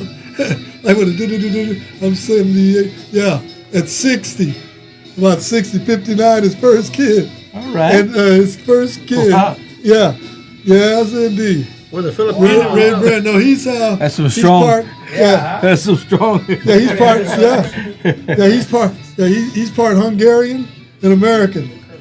Yeah. Okay. Did you ever cross paths with people that were from like over there, from Union and all that? Oh yeah. Yeah. Constantly. And we go over there and I'd be with him, Oh, did I tell you the story about me and Jimi Hendrix? No. Oh. Okay. I like Jimi Hendrix. Okay, well, back when he passed, I had to go back to the exact year. But the night before he passed, we were playing at Ronnie Scott's in London, in Soho. And I was there in London, and he was walking, and he looked at me, and we was talking. He says, "Brown, come with me. I'm going to show you how to eat when you come to Europe, to London." So we went down this alley. I said, "Jimmy, where are you taking me?" "I'm going to show you how to eat, like Chinatown, Soho." So we go down in this restaurant down in the basement. It was Indian food. It was chicken tandoori, chutney. That was the first time. He said, "This is soul food here." That was the first time I had chicken tandoori and the chutney and all that. I said, wow, I still kind of make my own at times. So then the next night was his last night. I think it was on a Friday. You can look at the night he passed. But so I'm sitting there at Ronnie Scott's. I'm, sitting right here as the drummer. I look out and I see him sitting at a table out just outside the dance floor. And there he was, and a couple of people with him, a couple of young ladies. He comes up on stage. Howard Scott, my partner, let him use his guitar. He stood next to my left shoulder. And then Lee Oscar stood over on his left shoulder. And we was going, you can find it's on Jimi Hendrix last jam with War. They got a YouTube video or something. Wow. They have to take. Yeah. And then I was going, do, do, do, do, do. And he's standing next to me. He says, "Yeah, Brown, right there, in my left ear." Do, do, do, do, do, do, do. And I'm playing. He said, "Yeah, Brown, right there." And then all of a sudden, you'll see it looked like a tape or something on a cassette or something. But anyway, we're sitting there, and he looked at me and he said, "Yeah, right there, Brown." And then we left, And then we went. And then all of a sudden, I get a call that morning. Well, yeah, that's when they're talking about it, yeah. That's not, there's another one with just the actual, like some footage or video. Oh, not, is it a video? It's just a tape, the sound of it. Yeah, that one is just like a still, and you'll hear the audio. Okay. It just shows the tape. Still. Okay. Jimi Hendrix. That was the day before or the day that? The day before when him and I had food together. That's it. And then, and he's on my left shoulder. Yeah, that's it. So then, he comes over, and then he told me, yeah, right there. And I'm doing my shuffles and stuff, and we left. And then I get a phone call about 3:34 in the morning from Eric Burton that he was no longer with us. He's gone. What year was that? I can't remember the exact year. I probably got my time. 70s, 60s? 60s. Oh, yeah, that was in there. Yeah, it was when we first started touring. That early, let's see. That we were touring London, Europe. Wow. So that had to be like 70, 71, 70. Yeah. Yeah. Yeah, so he. Wow. And then me and Bob Marley. I tell you that Bob Marley. Instagram Hunter, you're listening to our Harold Brown from the Lowrider band, War. So then, I'll tell you another one I had. So I was in Germany, in the Black Forest. Bob Marley. Yeah. Okay. So I go over, and Bob was sitting there with a dog, playing with a dog or something. And I walked up on him, I had a little tiny scoofus. A joint. Scoopers. Oh my I come up. That's legal. I've never seen it before. I go up, and then he looked at me and says, "You call that a joint? Huh?" And he thought he pulled out this big old huge thing. Cheech and John. Like Cheech and Bob Marley did that. He started laughing. But yeah, that's when they used to mix all that tobacco and stuff. I don't smoke tobacco. I never did get into it. And me neither, man. yeah. So then the last time him and I were together, we were in Atlanta, and we was walking to do a radio interview, and he's on my left side. He kept doing me, bro. Your band like my band. You street band. I do song for you. Stand up. Oh, Stand up for your rights. Right. He took that from Slipping Out of Darkness. Is that right? Slipping out of darkness. Ba-da. Stand up. Stand up for your right. That's where it came from. Wow. Yeah. It's all that history, So I said, Yeah. It's all intertwined. It's all yeah. One of your craziest stories overseas dealing with women, with the ladies. Give us one of your craziest stories. I want to hear. I want to hear a little something. What did they do, man? What happened, man? No, what are your favorite crazy ones? Okay. My ears. What did they do, man? I got virgin ears, man. All I remember when I was a kid, when I was young and I was playing at all the clubs like South Los Angeles. Right. All the older women was hitting on me. Okay. And they'd be handing me money under the table. And more swing club. You became a hooker? Handing you money? No, they was handing me money. Okay. Yeah. And then one of them they must have liked the way you down played. At Centerview, did down Makes at sense. Centerview. Makes They'd see me and then one of them had me in the car kissing on me and stuff. Oh, you just a baby. Just a baby. So I always say, when they go, I say, hashtag me too. The babysitters used to chase me around the house and throw me down when I was a kid. I got a picture of the babysitters. They used to chase me around the house and throw me down. So hashtag me too. What was your favorite country that you guys performed at? Well, I like London. Oh, I kind of like Denmark. Denmark? Yeah. Okay. Yeah, that's where Lee's from. Denmark. I like Norway. Okay. I had fun in Italy. Why Norway? Norway, because the glaciers and stuff. And now there's something. When we first started going to, like places, Norway, Sweden, and stuff like that, in the 70s, You go walking down the thing, and they be selling hashish and weed and everything else. They had their shops. Yeah. Yeah. And you can smoke Yeah. it, just stay in there and smoke it. Yeah. And then they used to, I remember the last time, because London and stuff, I see the hashish, and they had eagles and stuff on it. Yeah. I'll tell you though, flashback, a real good one. They still do that now? Or I don't know. I haven't think they been back to control it. Europe for a little, Yes, I was aware of that. Yeah, but that's what they was doing. But I tell you what, I'll never forget the first time I took some acid. So we on Highway 10. Don't bring that up. Don't bring that up, man. We was on me and Eric Burton. We was driving Don't bring that up. up 10, coming toward around Covina somewhere. Oh, right over here? Yeah, and then there was a way you cut off, and there was some fruit stand in a little circle. I remember going in, and he pulled off. We went in there and stuff and got it. And he gave me some, and all of a sudden I started seeing all these colors in there. Was that liquid or paper? I forget exactly what. I can't remember. It was probably a tab. Paper. Eric Burton. Oh, Yeah, mescaline, you know, and all of a sudden, and that's when we had that one song. If you hear Eric singing about pretty colors, pretty colors everywhere, pretty colors. How wild is that? Oh, that's my buddy. Yeah, he's still my buddy.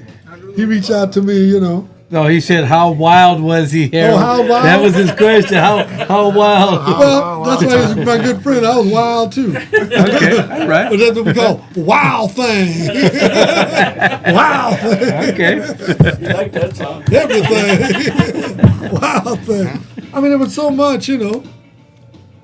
I remember going to different places up in Beverly Hills. Woo! What's his name from the group? No, not Grub. What was that one where Lonnie got in the hassle with the guy? He died. There's so many different people, you know. I mean, I go back thinking. Janis Joplin. Right. I remember her coming, you know, by, you know, our place and stuff up there. I'd see her. Yeah. I've seen some really, you know, I start getting flashbacks, especially when I start going back. That's why it feels good to be from home.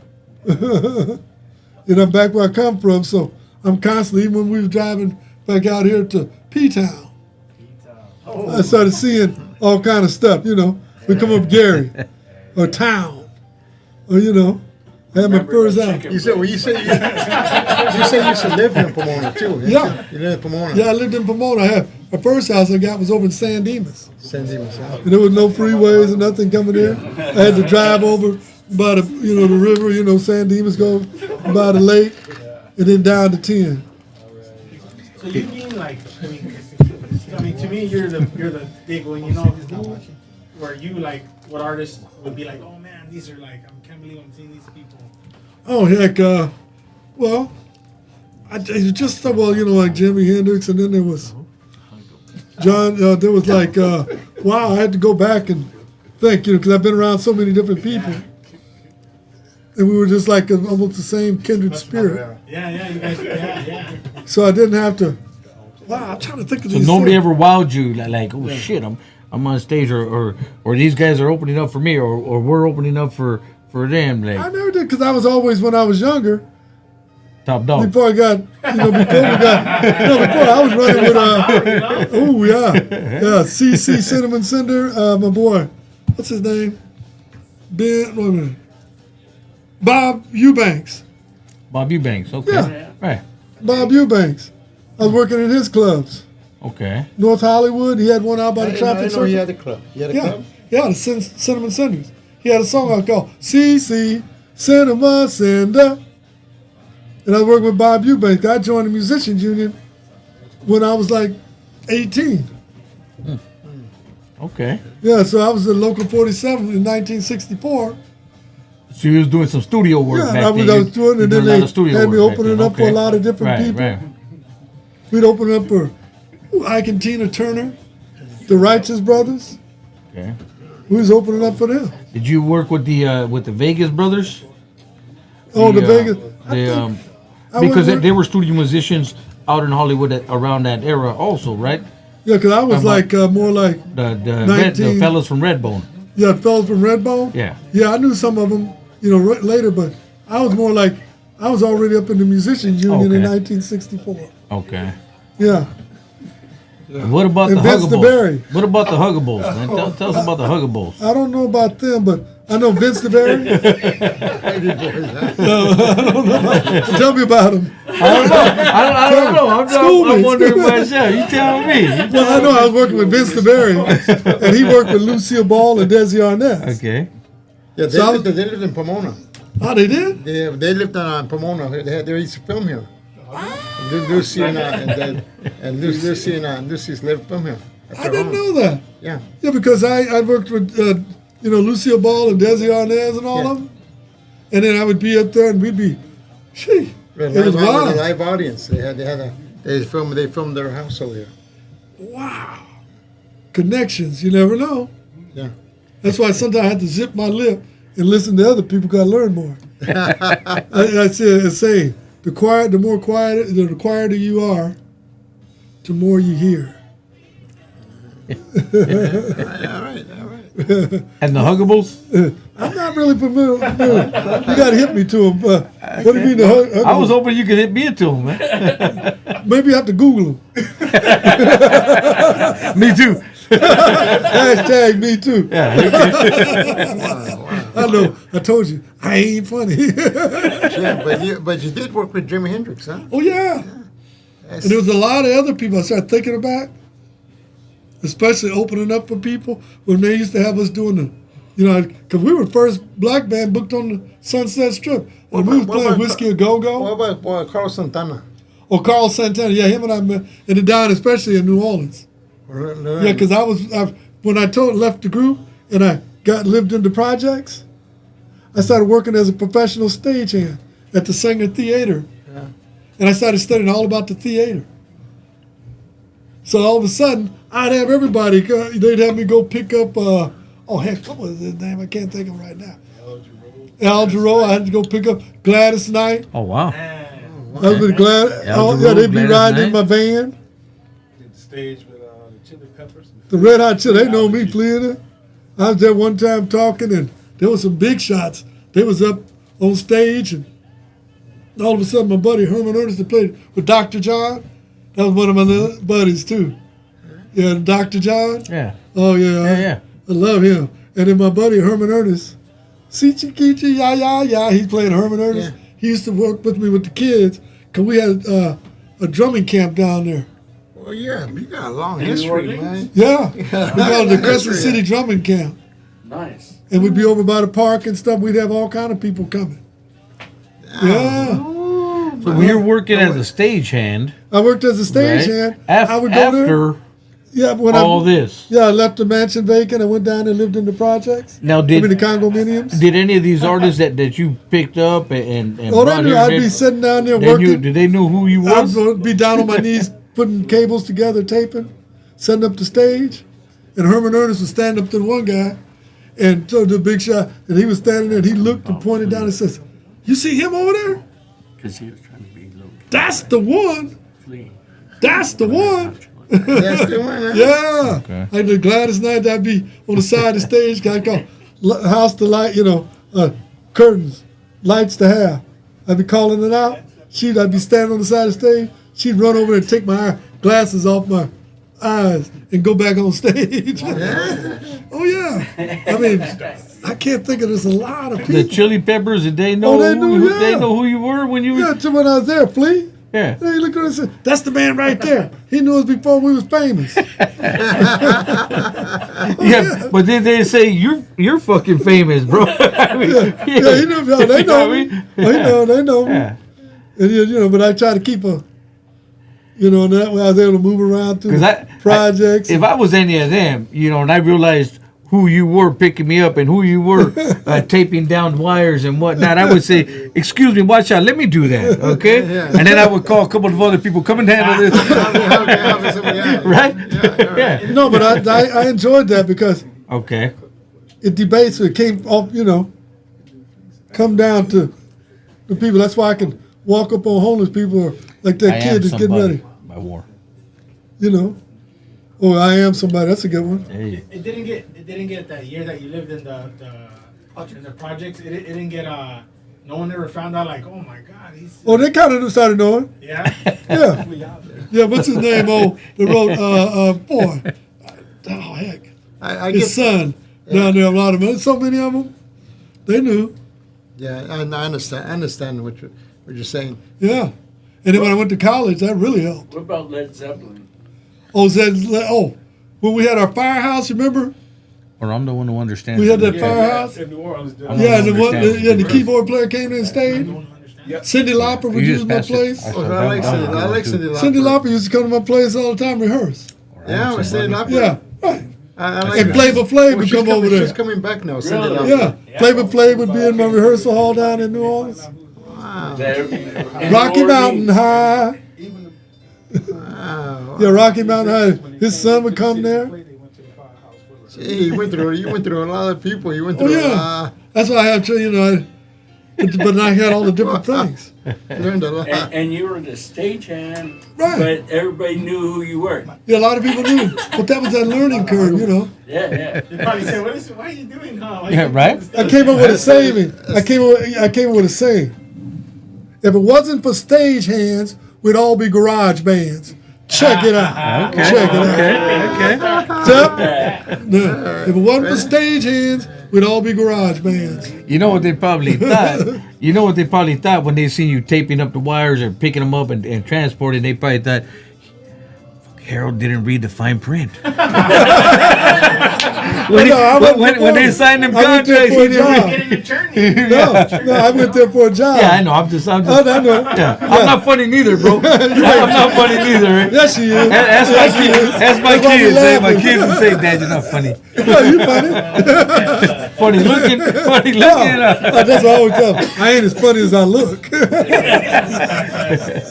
Harold Brown, people's Harold Brown on Los Dos Chicanos podcast, right That's here right, with us. We're here, man. One of the originators of war, right you here. know, I'm All these just a beautiful part of it. songs that we know, man. All these beautiful songs that we play and we bump to, like, I would say almost every other day there's a song of wars, if not every day, a song from war that either comes on the radio or that we just bumped and grooved to ourselves. And I bump it all the time Yeah. in my car. It's Like when I it comes, said, I it thought comes you were in. just a It's Chicano band. Hey, a lot of people think we just a You black know, man. right? But seriously, Wow, you it's guys- really interesting. Your music has It's really interesting what we went influence. through on this podcast here. It was something different than we normally do. Lots of times we have a bunch 4 or 5 people here. I said I'm gonna go one on Dancing women on the table and shit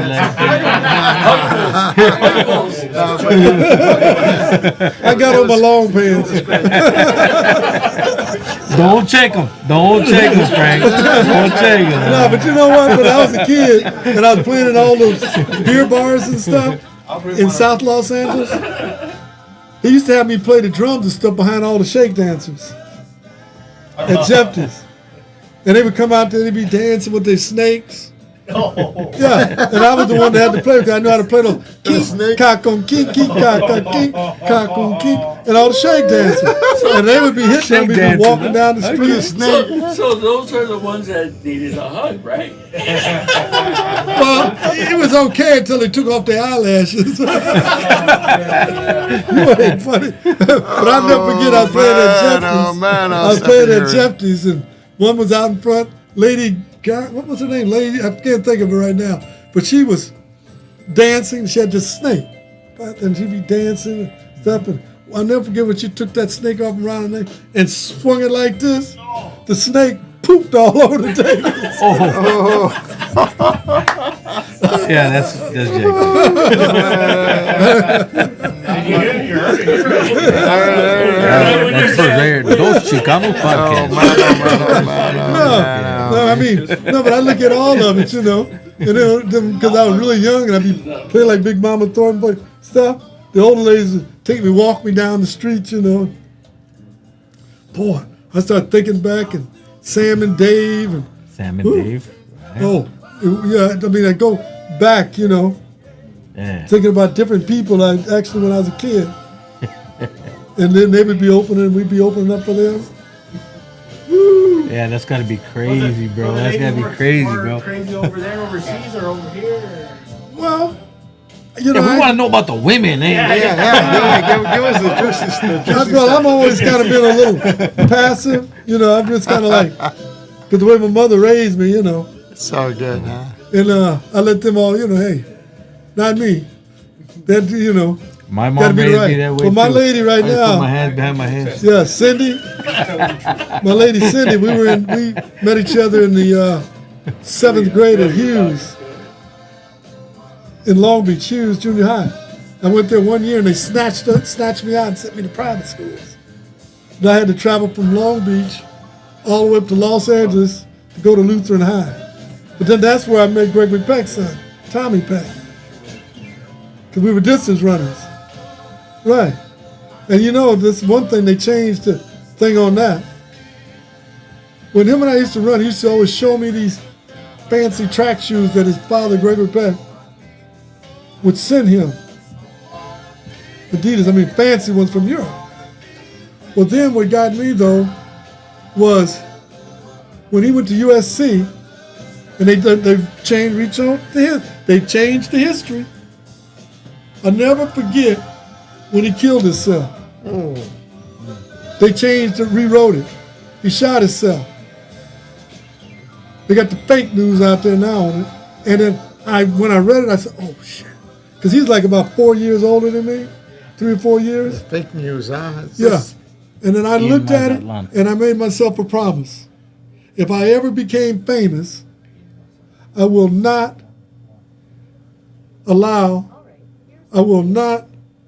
you know, make sure that I give my kids what they needed. Because really, he wanted to be with his father. So I said, if I ever became famous, I know what we're going to do. And so we'd be camping out in I'd be up in Redwoods with them camping. We'd go up places like Montana. We'd camp out for a week or so. Come on, Montana with cowboy hats. Oh, yeah. Well, Montana? They got cowboy hats. Well, all I had to do is say, and I'd be up in the hills like there, see bears over one side, and, you know, and you go up there in the Yellowstone, where you start seeing the steam coming out. So I gave them different places, and when there was kids, they would be, you know, planting apples or driving tractors or something.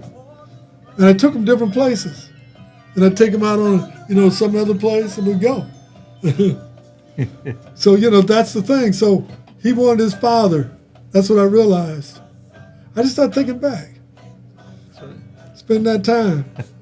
That's right. And get those good memories. Harold Brown with us right here, baby Bubba. Los Dos Chicanos Podcast. We are in overtime, It so is? we do got to wind Oh, I got to things get on down. back to. Yeah. Oh, Yeah. and so then Cindy and I, we hit up again. You know, in Long Beach Poly. And then what happened was, she had lost the first son. He was a veteran. He passed away. Then her daughter. She only had one other kid, and I said, "Whoa, you got to come with me." We was out there, and you know, I had her come out to Pomona. We reconnected. And then we made our way, and I said, when all that happened to her, I said, let's go back home. We both born in Long Beach. We live a few blocks from where she was. And, you know, and everybody else rely upon AI, artificial intelligence. Yeah. I call her RI, real intelligence. Showtime! Yeah, my RI, real intelligence. Okay, gente, we know that was our interview today. Thank you very much for watching us, and we're on YouTube, the Dos Chicanos Podcast, Angel Baby and Frank's Hats. We will be back again next month. We have another special interview with next month. We're going to be bringing in the original lowrider, Joe Ray, who's going to come into the stage here. He's going to give us this whole interview about who is the Lowrider magazine. Oh, look out, that's good. Original Well, I met my boy, the That's gonna be Lowrider Joe magazine. So Yeah, he's we going to got be that. here in our podcast next month. We'll give Make you sure the if date we in a have any couple of days. women come through that they are dressed appropriately for him. I'm sure you'll enjoy that. You'll be listening to Angel Baby on Friday nights. What station, Angel? Every Friday, 6 to 9 p.m., 106.5 FM, KCAAradio.com. You can stream it around the world right there. If you haven't downloaded the app, just KCAA in your app store. Download the app. You can make your dedications, your requests from right there. And man, we have fun on the radio. We set your weekend off, baby Bubba. And follow our podcast on follow our podcast on YouTube. You know, you want to see it, you didn't get a chance to see it, you can watch it. Also, thank you for listening to our talk show, 98.1 FM. And that was a nice talk show with him, with introducing Harold Ray Brown. Harold Ray Brown. I was named after the man that saved my father's life. And it was all brought to you. That's all brought to you by SoCal Service Corps, right here in the city of Pomona. P-Town, baby Bubba. You get yourself caught up. Need to do some community work instead of being out there on the freeways out there, or out there, whatever they got you doing. Hit up my friends right here at SoCal Service Corps right here. Maybe you could come on down here and do your community service right here. Maybe even have a podcast. Maybe even become the director, like the director right here who was a client. Now he's a director. That's right. And special thanks to Bad Habit Magazine. Bad Habit Magazine will be at this July 27th. He'll be doing a full coverage with all his photographers at the East Side Story Show at the Pomona Fairground. Don't miss out. Fairground. We'll see you. Thank you. Harold, wait. Hey, Harold. Are you sure you guys didn't just make this, like my buddy Bad Habits Good Time says, Chicano music for us? Listen to this, man. In Mazatlan. You guys, I grew up in I got people all around me. Bobby Montez lived across the street from me. Okay. Filipinos lived over here. Mormons there. Yeah, Japanese. Fukuhara lived. And the closest brother to me, y'all my brothers too, but the closest brother was a half a block away. And he Don't let no one get you down. Yeah, he called me Skinny Black Benny. And you guys also you guys ought to peep out the book, all right? Harold's got his book. It's available on Amazon. And I say also read this one. The Sleepy Lagoon Murder Case and Slipping Out of Darkness. Make sure you pick them up. Get yourself some reading done right there and learn a little something, baby Bubba. Show. Remember to spread the love. There it is. Huggies, baby, huggies. Oh, I got to go get my Depends. You ain't funny. Thank you for coming on down here, hanging out with us, man. Beautiful. Thank you. Beautiful. Much love and respect. Thank you. It was a pleasure. Lorraine says No. You ain't healing her? No. You're coming down. He's holding down. He's holding down in the huggables, man. I don't want to talk about We it. learned a lot today. He said, not right now. We learned a lot. Watching him online. I gotta turn the mics off because we're on air. We're still on air.